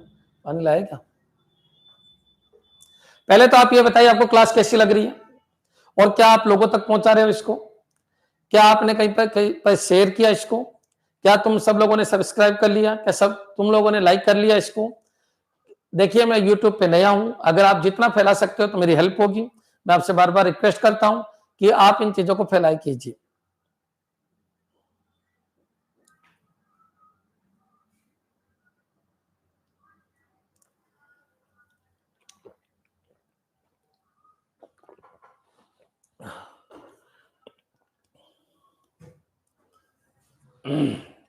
चलिए अब आगे बढ़ते हैं अपन। तो बच्चों, what is the primary benefit of using an anonymous proxy server? ठीक है, प्रॉक्सी सर्वर क्या होता है? सबसे पहले तो एक पॉइंट याद रखिए, प्रॉक्सी का मतलब समझो। पहले दिमाग में लाओ, तुम बड़ी बड़ी लैंग्वेज पढ़ के चले जाते हो, आता जाता कुछ है नहीं, एग्जाम में पता नहीं हवा गायब हो जाती है और सब कुछ खत्म हो जाते हैं। प्रॉक्सी का मतलब है मैं नहीं आऊंगा, मेरी जगह ये बंदा आएगा, उसको बोलते हैं प्रॉक्सी। Proxy person. उप मुख्यमंत्री नहीं है तो उप मुख्यमंत्री काम करेगा, तो मुख्यमंत्री का प्रॉक्सी कौन हो गया? उप मुख्यमंत्री। मान लीजिए मैं यहाँ पर क्लास में हूं लेकिन मैं कोई काम नहीं कर रहा, मैं कहीं बाहर चला गया, तो मेरी जगह मैं जादू को बोल के जाऊंगा कि जादू लोगों को संभाल लेना, स्टूडेंट को संभाल लेना, तो वो प्रॉक्सी सर हो गए उस समय के लिए। क्लियर है बच्चों? तो ये पॉइंट आपके दिमाग में आना चाहिए। प्रॉक्सी क्या होता है? प्रॉक्सी सर्वर क्या होता है बच्चों? ये होता है सेंडर, ये होता है आपका कंप्यूटर जिसको अपन बोलते हैं क्लाइंट, क्लाइंट बोलते हैं, और ये होता है सर्वर, क्योंकि अपन इंटरनेट की बातें कर रहे हैं, ये होता है सर्वर। अब बच्चों इनके बीच में एक इंटरमीडिएट सर्वर आ जाता है, इसी को अपन क्या कहते हैं? Proxy server. क्लियर है? इंटरनेट पे जाने से पहले, इंटरनेट पे जाने से पहले जो डेटा है वो एक थर्ड पार्टी से गुजर के जाता है, उसको बोलते हैं प्रॉक्सी सर्वर। ये पॉइंट आपके क्लियर हो जाना चाहिए। तो बच्चों मान लीजिए मैं कोई काम कर रहा हूं और मैं ये चाहता हूं कि मेरा एड्रेस किसी को पता नहीं चले, मेरा आईपी किसी को पता नहीं चले, तो बच्चों मैं एक प्रॉक्सी सर्वर को यूज करता हूं। तो प्रॉक्सी सर्वर क्या करेगा? मेरे आईपी को छुपा लेगा, और बच्चों इस सर्वर से इसकी रिक्वेस्ट भेज देगा, इससे डेटा लेगा और बच्चों यहां पर भेज देगा। अब बच्चों जो यहां पर हैकर है उनको तो मेरा आईपी पता ही नहीं चला, तो इसका मतलब मेरा डेटा बच गया। वो लोग जब मेरा आईपी उनको पता नहीं चला कि रिक्वेस्ट किसने की है, कौन जानना चाह रहा है, क्लाइंट की कोई इंफॉर्मेशन नहीं, तो हैकर कर ही नहीं सकता कुछ भी। तो प्रॉक्सी सर्वर बच्चों सुरक्षा के लिए बनाए जाते हैं। प्रॉक्सी सर्वर इंटरमीडिएट सर्वर है। प्रॉक्सी सर्वर के बहुत सारे उद्देश्य होते हैं, डिफरेंट टाइप के प्रॉक्सी सर्वर होते हैं। क्लाइंट सबसे पहले प्रॉक्सी सर्वर के पास रिक्वेस्ट भेजेगा, प्रॉक्सी सर्वर बच्चों इसके आईडी को, आईपी को छुपा लेगा। जो आईपी को छुपाने वाले प्रॉक्सी सर्वर होता है उनको एनोनिमस प्रॉक्सी सर्वर कहते हैं। क्लियर? याद रखिए उनको क्या कहते हैं अपन? ENAM proxy server, eNAM proxy server बच्चों, छदम प्रॉक्सी सर्वर, जो आईपी को छुपा लेते हैं, आईपी को छुपा लेते हैं। अब बच्चों अपन आगे बढ़ते हैं। तो proxy server third party software हो गए, या थर्ड पार्टी सर्वर हो गए, या थर्ड पार्टी एप्लीकेशन हो गई, या थर्ड पार्टी कंप्यूटर हो गए, या थर्ड पार्टी सर्वर हो गए, कुछ भी बोल सकते हो। प्रॉक्सी सर्वर बच्चों क्लाइंट और मेन सर्वर के बीच में इंटरमीडिएट का काम करते हैं। प्रॉक्सी सर्वर क्लाइंट की इंफॉर्मेशन को छुपाते हैं, प्रॉक्सी सर्वर क्लाइंट के आईपी को छुपा लेते हैं ताकि हैकर ये पता नहीं कर सके कि ये इंफॉर्मेशन किसको चाहिए। क्लियर? अब प्रॉक्सी सर्वर का यूज कैसे कैसे करते हैं? मान लो कोई वेबसाइट इंडिया में इलीगल है, तो मैं प्रॉक्सी सर्वर के ऊपर जाऊंगा और ये बोलूंगा प्रॉक्सी सर्वर को मेरे को ये वेबसाइट दिखा दे। तो बच्चों ये सर्वर है, वो इसको सर्विस दे रहा है, ये अमेरिका में है तो इसको सर्विस दे रहा है, और ये मेरे को सर्विस दे रहा है। तो प्रॉक्सी सर्वर के द्वारा मैं जो इलीगल वेबसाइट है या क्लोज वेबसाइट है या जो बैन वेबसाइट है उनको ओपन कर सकता हूं। बच्चों अगर मेरे को ट्रांजिशन करना है SSH बच्चों, secure socket shell, SSL secure socket layer, ये भी एक प्रॉक्सी सर्वर होता है। ये ट्रांजिशन वाली जो वेबसाइट है वो यूज करती है, जैसे फोन पे है, गूगल पे है। तो बच्चों अपन फोन पे के पास जाएंगे अपन फोन पे के प्रॉक्सी सर्वर के पास जाएंगे, फिर वो फोन पे का जो प्रॉक्सी सर्वर है वो आपके डिटेल को क्या कर देता है, हाइड कर देता है और आपका ट्रांजिशन करा के आपको इंफॉर्मेशन भेज देता है। एसएसएल का नाम सुना होगा, सिक्योर सॉकेट लेयर। और बच्चों एसएसएल प्रॉक्सी सर्वर के पास भेजने के लिए तुम HTTPS यूज करते हो, ये याद रखना। HTTPS इसका मतलब ये है कि तुम प्रॉक्सी सर्वर की सेवा ले रहे हो जो आपके ट्रांजिशन को सिक्योर करेगा। ये बैंकिंग सेक्टर में बहुत चलता है बच्चों, याद रखिए। सिक्योर वेबसाइट के ऊपर बहुत चलता है। इन वेबसाइट्स का अपना एक क्या होता है, प्रॉक्सी सर्वर होता है जिसको अपन बोलते हैं SSL प्रॉक्सी सर्वर। ये पॉइंट क्लियर हो जाना चाहिए बच्चों। प्रॉक्सी सर्वर से आप इलीगल वेबसाइट को ओपन कर सकते हो। प्रॉक्सी सर्वर के थ्रू ब्लॉक वेबसाइट को ओपन कर सकते हो। किसी वेबसाइट को ब्लॉक भी कर सकते हो। आप बोल दो इसको प्रॉक्सी सर्वर को कि यार इस वेबसाइट के कंटेंट नहीं आने चाहिए, तो प्रॉक्सी सर्वर बहुत सारे काम करता है। एक होता है बच्चों फॉरवर्ड प्रॉक्सी सर्वर। फॉरवर्ड क्या होता है, तो बच्चों जैसा डेटा है वैसा ही भेज देता है, उसको फॉरवर्ड प्रॉक्सी सर्वर कहते हैं। एक होता है रिवर्स प्रॉक्सी सर्वर, बच्चों मतलब डेटा को आने देता है, रोकता नहीं है, वो होता है रिवर्स प्रॉक्सी सर्वर।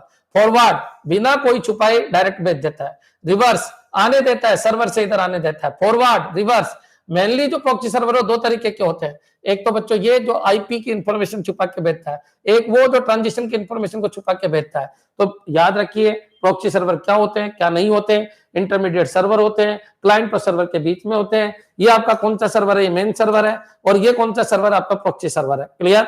अगर आपके समझ में आ गया है तो एक बार कमेंट कर दो कि हाँ सर हमको बिल्कुल पता चल गया प्रॉक्सी सर्वर क्या होता है।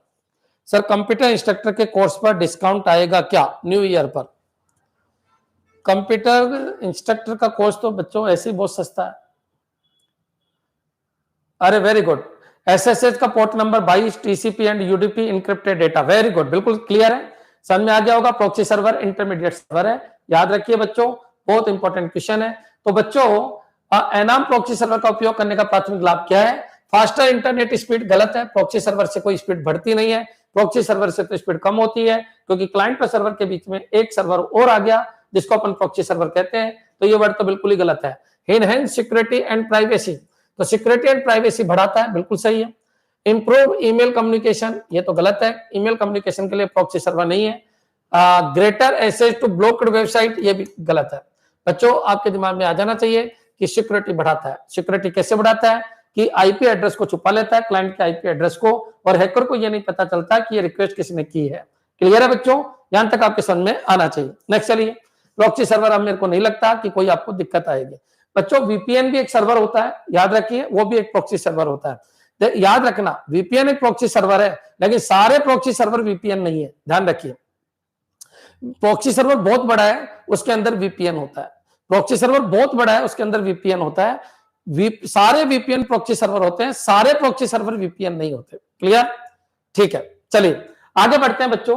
तो प्रॉक्सी सर्वर यूज किया जाता है सिक्योरिटी एंड प्राइवेसी के लिए, छुपाने के लिए लोगों से कि यार किसने रिक्वेस्ट मंगाई है। सिक्योरिटी प्रोवाइड हो गई, इसका आईपी पता नहीं चल रहा है। क्लियर? ये पता नहीं चल रहा कि ट्रांजिशन क्या किया गया, किसको किया गया, कुछ भी पता नहीं, सब इनक्रिप्टेड फॉर्मेट में होता है। प्रॉक्सी सर्वर को यूज करना है तो एसएसएल प्रॉक्सी सर्वर को यूज करने के लिए प्रोटोकॉल होता है HTTPS। क्लियर है बच्चों? चलिए आगे बढ़ते हैं। नेक्स्ट क्वेश्चन के ऊपर आ जाइए। What is the full form of captcha? Captcha की फुल फॉर्म क्या है? एक बच्चा बार बार बोल रहा है सर वीपीएन क्या है। फिर वीपीएन देखिए, वीपीएन और प्रॉक्सी सर्वर में क्या अंतर है समझने की कोशिश करना। देखो बच्चों वीपीएन क्या होता है, ये आपका नेटवर्क है, ये आपका नेटवर्क है। ये कौन सा नेटवर्क है? आपका लैन है, ठीक है। और बच्चों ये कोई दूसरा लैन है, ठीक है, ये कोई दूसरा लैन है, ये जयपुर के अंदर है। ये लैन कहाँ है? जयपुर के अंदर। अच्छा ये लैन कहाँ है? ये लैन उदयपुर के अंदर है, ठीक है, कोई दिक्कत नहीं है, उदयपुर के अंदर।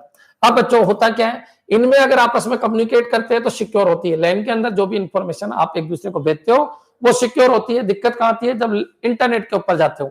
बच्चों ये आपका इंटरनेट है, इंटरनेट पे करोड़ों लोग रहते हैं, बहुत सारे नेटवर्क है, वहां से अपन गुजर रहे होते हैं, यहीं पर बेड बॉयज होते हैं, यहाँ पर क्या होते हैं? बेड बॉयज होते हैं। तो अब क्या करें, अपना जो कम्युनिकेशन है वो सिक्योर होना चाहिए। तो इसके लिए अपन क्या करते हैं? एक सर्वर को यूज करते हैं जिसका नाम क्या है? वीपीएन।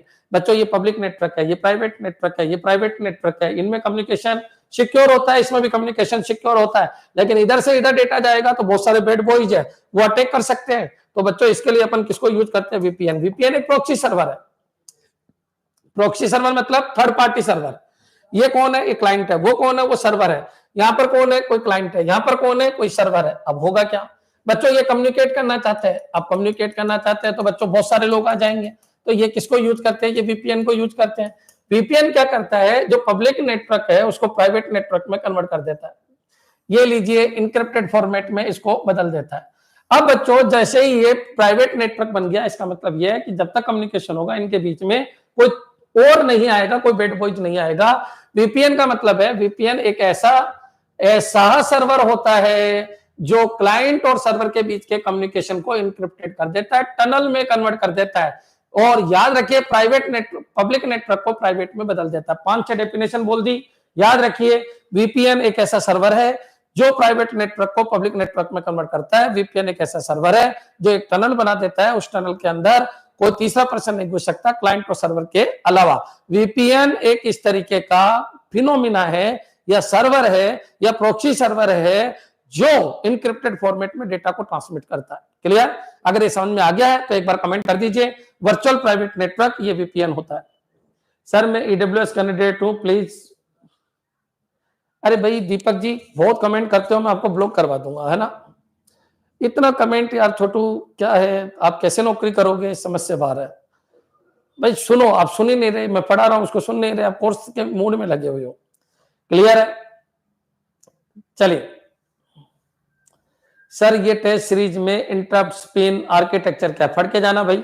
इंटरप्ट जरूरी है, आयुष जोशी पढ़ के जाना। इंटरप्ट में से क्वेश्चन आता है, आरएसटी 4.5, 5.5, 6.5, आईएनटीआर, आईएनटीए, ये सब कुछ पढ़ के जाना आपको। उनके एड्रेस पढ़ के जाना है। Very good. एक टनल से होके सारा डेटा गुजरता है जो एक सुरक्षित रूप से रिसीवर तक पहुंचता है। क्लियर? इसकी पूरी गारंटी किसकी होती है? वीपीएन।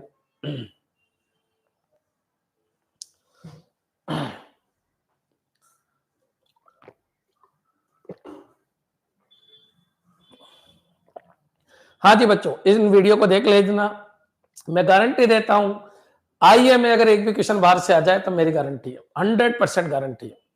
मेरे जितने भी वीडियो चलेंगे एग्जाम तक, आप बस मेरे वीडियो देख के आ जाओ एक बार, सारे क्वेश्चन आपको लग गया होगा। आजाद में मैंने 15 से 16 टॉपिक कवर कर लिया बच्चों। हर टॉपिक को मैं समझाने की कोशिश करूंगा क्वेश्चन के हिसाब से। मैं ऐसा नहीं कि 100 क्वेश्चन करा जाऊं आपको। अगर मैं आपको 20 क्वेश्चन कराऊंगा तो 20 चैप्टर से होंगे और उन चैप्टर को कवर करने की कोशिश करूंगा ताकि आपके बार बार क्लिक हो, अरे यार ये तो अरविंद सर ने पढ़ाया था हमको एप्लीकेशन में। क्लियर है? चलिए आगे बढ़ते हैं। प्री इंक्रीमेंट की प्रेसिडेंसी हाई है या पोस्ट की? तो पोस्ट की हाई होती है बच्चों, लेकिन वो कूद जब जंप करते हैं तब। बाकी ऐसे प्री इंक्रीमेंट की प्रेसिडेंसी हाई होती है, वो मैं आपको समझाऊंगा। क्वेश्चन में आए तो पोस्ट लिख देना। नेक्स्ट चलिए, यहां तक आपके क्लियर हो गया होगा बच्चों। वीपीएन क्या होता है? तो वीपीएन एक प्रॉक्सी सर्वर है, थर्ड पार्टी प्रॉक्सी सर्वर है। चलिए अब इस क्वेश्चन को देखिए, ये क्वेश्चन कंप्लीट। अगली बार अब अगले पॉइंट के ऊपर अपन चलते हैं। What is the full form of captcha? Captcha क्या है? तो बच्चों कैप्चा का कंसेप्ट क्या है? ब्रूट फोर्स अटैक से बचने का एक तरीका है कैप्चा। अगर आप पासवर्ड डालते हो तो उसके साथ साथ कैप्चा भी भरवा लिया जाता है ताकि पता चल जाए कि आप कोई परम्यूटेशन कॉम्बिनेशन प्रोबेबिलिटी तो नहीं लगा रहे हो। क्या आप ऐसे तो नहीं हो कि रोबोट हो? आप ऐसे तो नहीं हो फटाफट कॉम्बिनेशन लगा रहे हो? तो बच्चों कैप्चा अगर होगा तो ये पता चल जाएगा कि सामने वाला बंदा जो ये अटैक कर रहा है वो इंसान है या रोबोट है, या जो फॉर्म भर रहा है वो इंसान है या रोबोट है। बच्चों क्लियर? तो कैप्चा का मतलब क्या होता है? कंप्यूटर असिस्टेड प्रोग्रामिंग नहीं। कैप्चा का मतलब है बच्चों एक ट्यूरिंग टेस्ट होता है जो ये पता करता है कि ये सामने वाला जो व्यक्ति है जो अप्लाई कर रहा है, जो अटैक कर रहा है, वो इंसान है या फिर मशीन है या रोबोट है। क्लियर? चलिए तो बच्चों आंसर है कैप्चा का completely automated public Turing test to tell computers and human apart. Clear? तो अब मेरे हिसाब से क्लियर हो जाना चाहिए। पीजीटी का क्वेश्चन है, इस बार पीजीटी में आया था, what is the full form of captcha? Captcha का यूज क्या है? कैप्चा का यूज ये पता करने के लिए है कि भाई कोई भी अगर अटैक कर रहा है तो रोबोट तो बहुत फास्ट अटैक कर सकता है, तो ये पहचानना अगर तुम्हारे ऊपर कोई अटैक हो रहा है, तुम कोई फॉर्म भर रहे हो और 1 सेकंड के अंदर हजारों फॉर्म भरे जा रहे हैं, तो ये बच्चों दिमाग में उठता है क्वेश्चन कि ये फॉर्म भर कौन रहा है, कोई इंसान भर रहा है या कोई रोबोट भर रहा है। तो बच्चों इंसान कैप्चा को फिलअप कर सकता है, रोबोट कैप्चा को फिलअप नहीं कर सकता। रोबोट केवल इंस्ट्रक्शन के ऊपर वर्क कर सकता है। क्लियर है बच्चों? समझ में आ जाना चाहिए। आंसर क्या हो जाएगा? बी। तो बच्चों completely automated public Turing test to tell computers and human apart. Next आगे बढ़ते हैं बच्चों। Which statement is true about the virus dropper?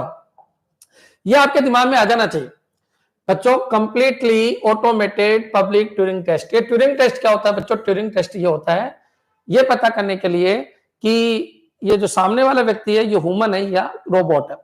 याद रखिए जो रोबोट होते हैं उनकी ट्यूरिंग टेस्ट जब किया जाता है तो उनकी जो नेचुरल बुद्धि होती है वो जीरो होती है। किसी भी मशीन की नेचुरल बुद्धि जीरो होती है, उनमें केवल आर्टिफिशियल इंटेलिजेंस होता है। आर्टिफिशियल इंटेलिजेंस के थ्रू आप केवल उनको सिखा के काम करवा सकते हो बच्चों। ऑटोमेटेड जो कोड होते हैं उनको रीड नहीं कर सकते। तो कैप्चा वहीं से वर्ड निकला है, automated, completely automated public Turing test to tell computers and human apart. ये ऑटोमेटेड जनरेट होते हैं ट्यूरिंग टेस्ट के लिए कि कंप्यूटर है या फिर ह्यूमन है, जो सामने जो व्यक्ति है वो कंप्यूटर या ह्यूमन है। मेरे हिसाब से जब वहां आएगा तो इसको देख के अपन कर सकते हैं। क्लियर? नेक्स्ट चलिए आगे बढ़ते हैं अपन। Which statement is true about virus dropper? ये क्वेश्चन अभी आया था, ये क्वेश्चन भी अभी आया था। वायरस ड्रॉपर क्या होता है सर? क्या भविष्य में रोबोट भी कैप्चा को पढ़ सकते हैं? नहीं बच्चों, रोबोट की एक लिमिट होती है, वो जो इंस्ट्रक्शन दिए जाते हैं उन्हीं को पढ़ सकते हैं। तो उनके अंदर इंस्ट्रक्शन हो गए उन्हीं को पढ़ सकते हैं। कैप्चा तो बच्चों उसी समय ऑटोमेटिक जनरेट होता है, उसको रोबोट नहीं पढ़ सकते क्योंकि वो इंस्ट्रक्शन अपन ने उनको कभी सिखाए नहीं है। मैंने मशीन लर्निंग जब आपको पढ़ाई थी तो आपको बताया गया था कि रोबोट को भी लर्न करवाया जाता है, सिखाया जाता है। एक बार बताइए, एक छोटा सा बच्चा उन चीजों के बारे में नहीं बता सकता जो आज तक उसने देखी ही नहीं है। अपन भी उन चीजों के बारे में नहीं बता सकते जो आज तक अपन ने देखी ही नहीं है। क्लियर? तो रोबोट के साथ भी यही है बच्चों, जो उसको सिखाया गया उसी के ऊपर वो काम करेगा, जो उसको नहीं सिखाया गया उसके ऊपर वो काम नहीं करेगा। क्लियर? चलिए आगे बढ़ते हैं बच्चों। Which statement is true about virus dropper? तो वायरस ड्रॉपर के लिए मैं आपको इतना सा बता देता हूं। वायरस, वॉर्म, टॉर्जन, ये मैंने आपको पढ़ा रखा है। मेलवेयर होते हैं, कितने तरीके के होते हैं? 3। वायरस होता है बच्चों, वॉर्म होता है और क्या होता है? टॉर्जन होता है।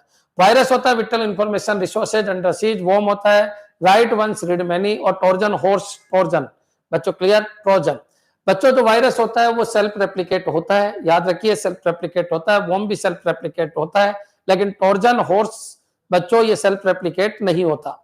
बच्चों वायरस है और वॉर्म है ये बैकडोर एंट्री करते हैं। जो टॉर्जन हॉर्स है वो फ्रंट डोर एंट्री करता है, उसको अपन खुद लाते हैं क्योंकि वो आपको लगता है उपयोगी है लेकिन उपयोगी होता नहीं है। लेकिन वायरस और वॉर्म आपके बिना बताए जो भी वेनरेबिलिटीज है किसके अंदर, सिस्टम के अंदर कमियां हैं, लूप होल्स है, उनका फायदा उठाकर सिस्टम के अंदर प्रवेश करते हैं। कौन? वायरस और वॉर्म। क्लियर? अब बच्चों वायरस और वॉर्म में भी एक बहुत बड़ा अंतर है। जो वायरस है वो बिना ह्यूमन इंटरेक्शन के कहीं नहीं फैल सकता, जबकि वॉर्म बिना ह्यूमन इंटरेक्शन के भी चारों तरफ फैल सकती है, इंटरनेट पे फ्री मूवमेंट कर सकती है। ये तो अंतर हुआ बच्चों किसके अंदर? वायरस और वॉर्म के अंदर। ये पॉइंट आपके क्लियर हो जाना चाहिए कि वायरस और वॉर्म के अंदर अंतर क्या है। और टॉर्जन क्या है बच्चों? टॉर्जन को तो अपन खुद लाते हैं कि यार अच्छा है, चलो ठीक है, डिस्क क्लीनर है, आ जाइए डिस्क क्लीनर।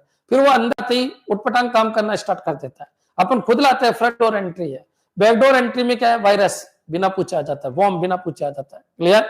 तो इस तरीके से आपके दिमाग में रखना है बच्चों। वॉर्म फ्रीली मूवमेंट कर सकता है लेकिन वायरस फ्रीली मूवमेंट नहीं कर सकता, वो केवल फाइलों के साथ अटैच होकर आता है। वायरस ऑटोमेटिक नहीं फैलता, जब फाइल पे क्लिक करते हैं तब फैलता है, और वॉर्म ऑटोमेटिक फैल जाती है और पूरे सिस्टम को कैप्चर कर लेती है और रिसोर्सेज को बिजी कर देती है। क्लियर?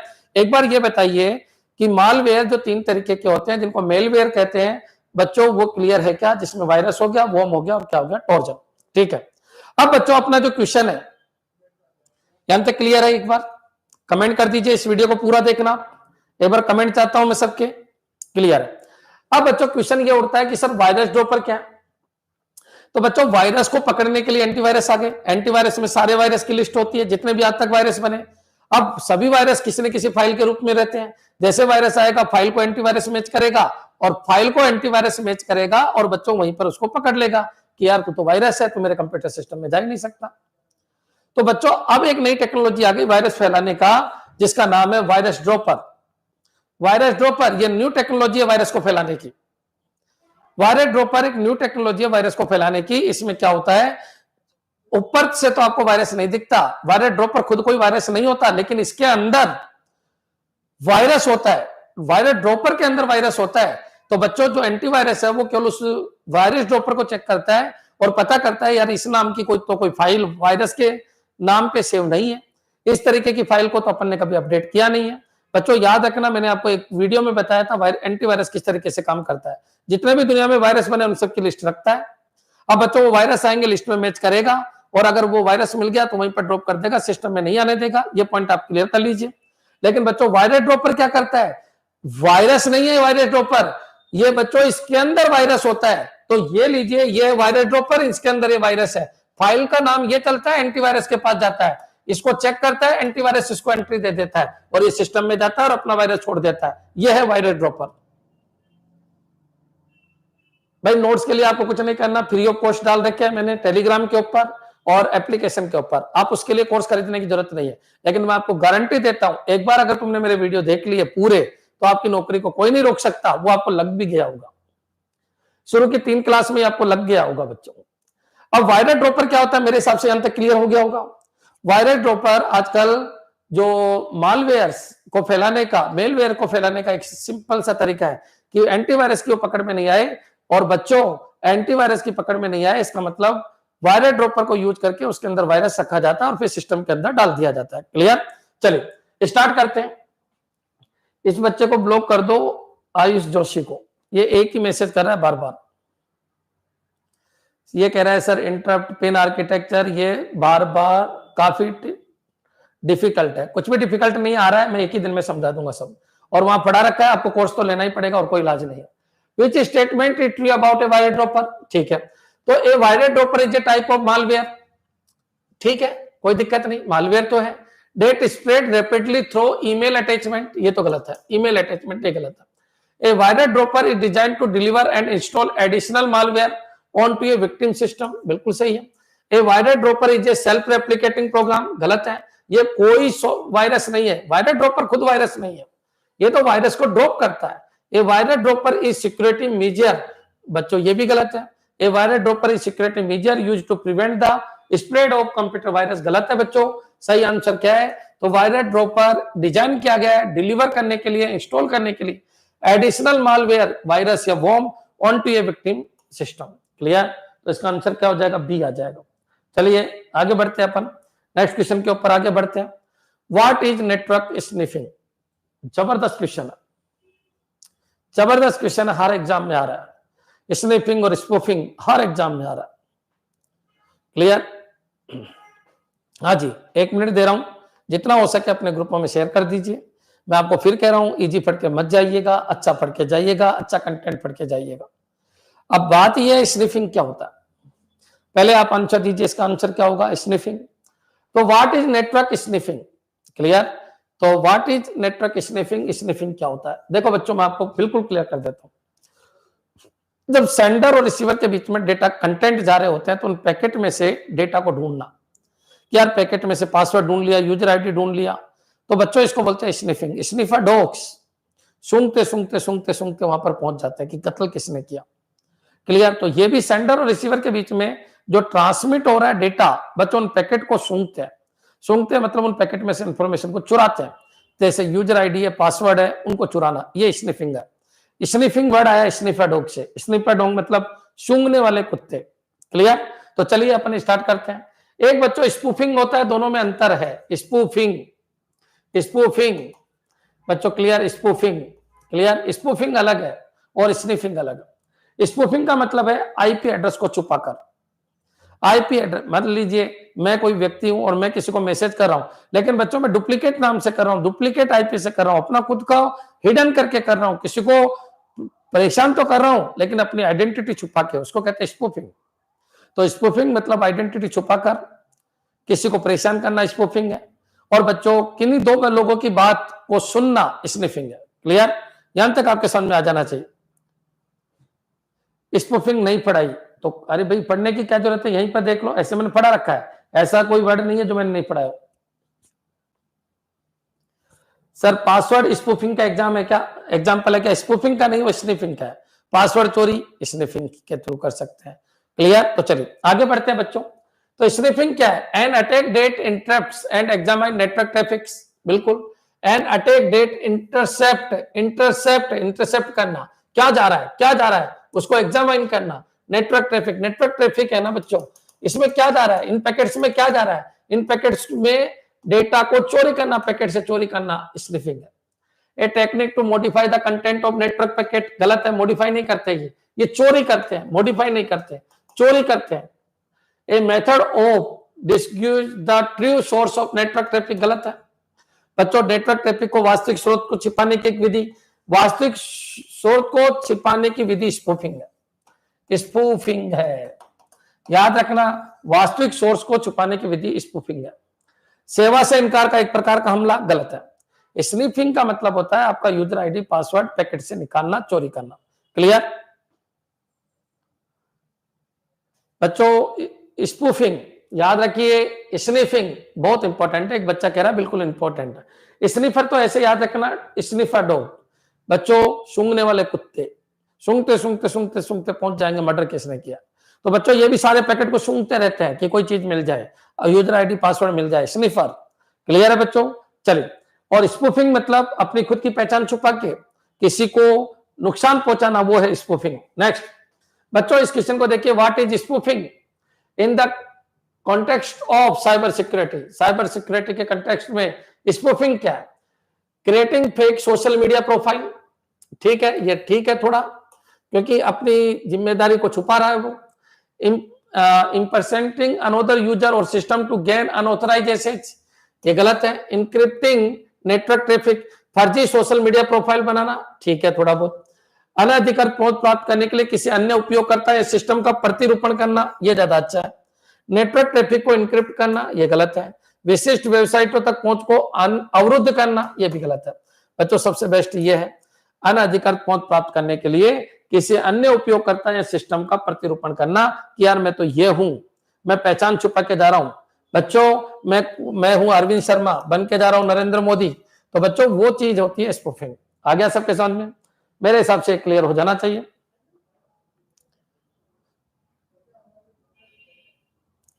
स्पूफिंग प्रिंटर की एक प्रकार की कैश मेमोरी है। अरे वो स्पूल है भाई। Clear, SPOOL, spool. क्लियर, ये स्पूफिंग है। संदीप खंडेलवाल क्या कर रहा है? हाँ, दिल तोड़ दिया बिल्कुल। कहां से किसको मैच कर दिया? स्पूल अलग है, स्पूफिंग अलग है। स्पूफिंग एक पैटर्न है जिसमें आप किसी की पहचान, मतलब अपनी पहचान छुपाकर किसी का रूप धारण करके जाते हो, ये कहलाता है स्पूफिंग। क्या ये क्लियर है सबके? क्या ये टॉपिक समझ में आ गए आपके? स्पूफिंग क्या होता है? मेरे हिसाब से क्लियर हो गया होगा। चलिए,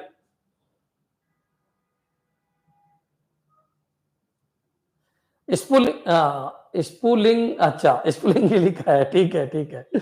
चलिए आगे बढ़ते हैं अपन।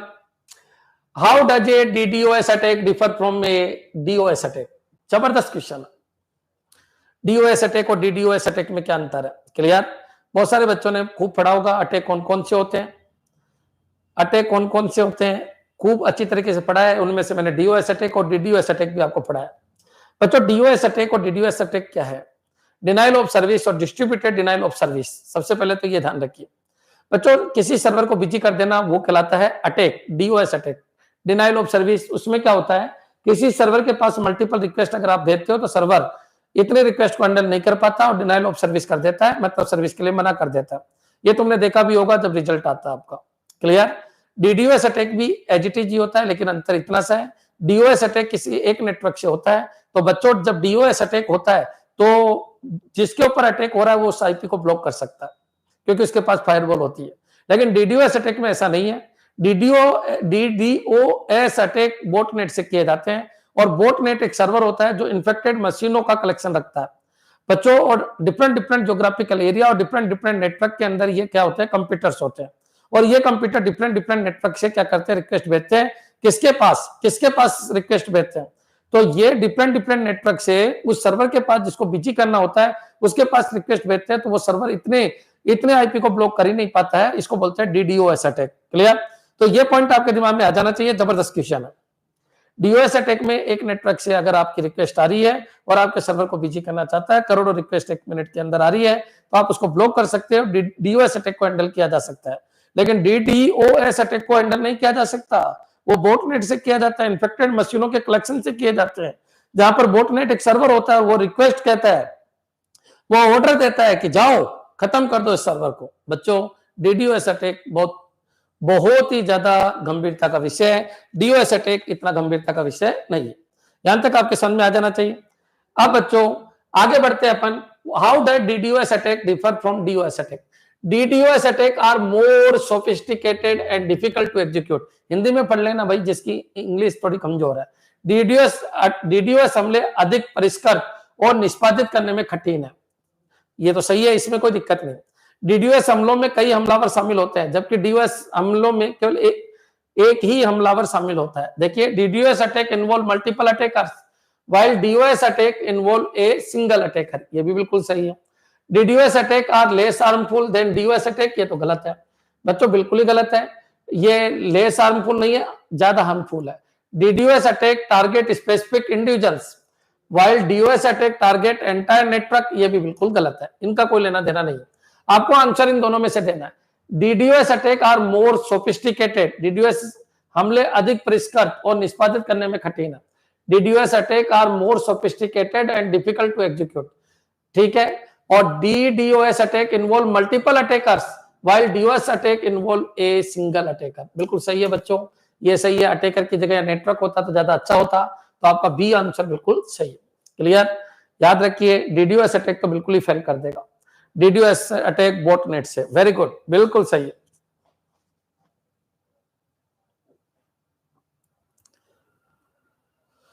हाँ जी, तो आपका कौन सा क्वेश्चन आ जाएगा? इसका आंसर आ जाएगा बी। नेक्स्ट चलिए आगे बढ़ते हैं। What is a key difference between virus and worm? Virus and worm में क्या अंतर है? अभी मैंने बताया था, वायरस बच्चों, वायरस में बिना ह्यूमन इंटरेक्शन के, बिना ह्यूमन के हस्तक्षेप के वायरस फैल ही नहीं सकता। लेकिन वॉर्म तो बच्चों फ्रीली मूवमेंट कर सकता है। दोनों ही बैकडोर एंट्री करते हैं, दोनों ही रेप्लिकेट होते हैं, दोनों ही मालवेयर है, दोनों ही बच्चों वेनरेबिलिटीज या सिस्टम में कमी है तो आते हैं, ना तो नहीं आ पाते। क्लियर है बच्चों, दोनों ही सिस्टम को नुकसान पहुंचाने के लिए बने हैं, लेकिन दोनों में अंतर है। वॉर्म फ्रीली मूवमेंट कर सकता है, लेकिन वायरस फ्रीली मूवमेंट नहीं कर सकते। फाइलों के साथ अटैच होकर आते हैं।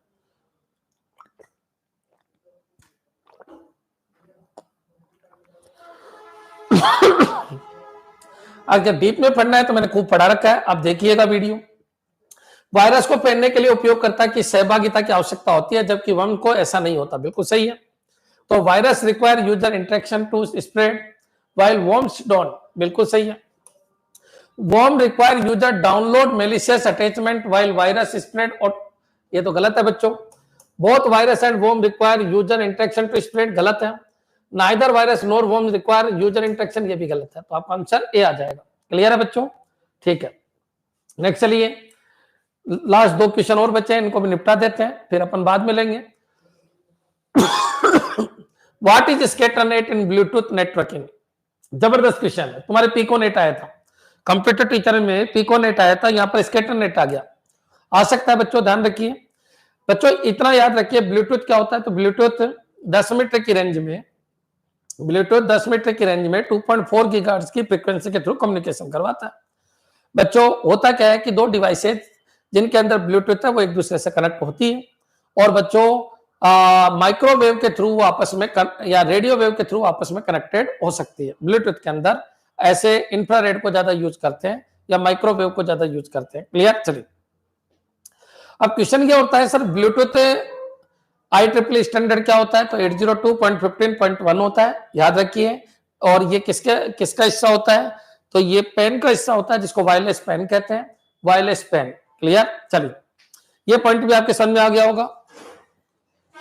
हाँ जी। अब क्वेश्चन ये उठता है कि सर व्हाट इज स्कैटरनेट?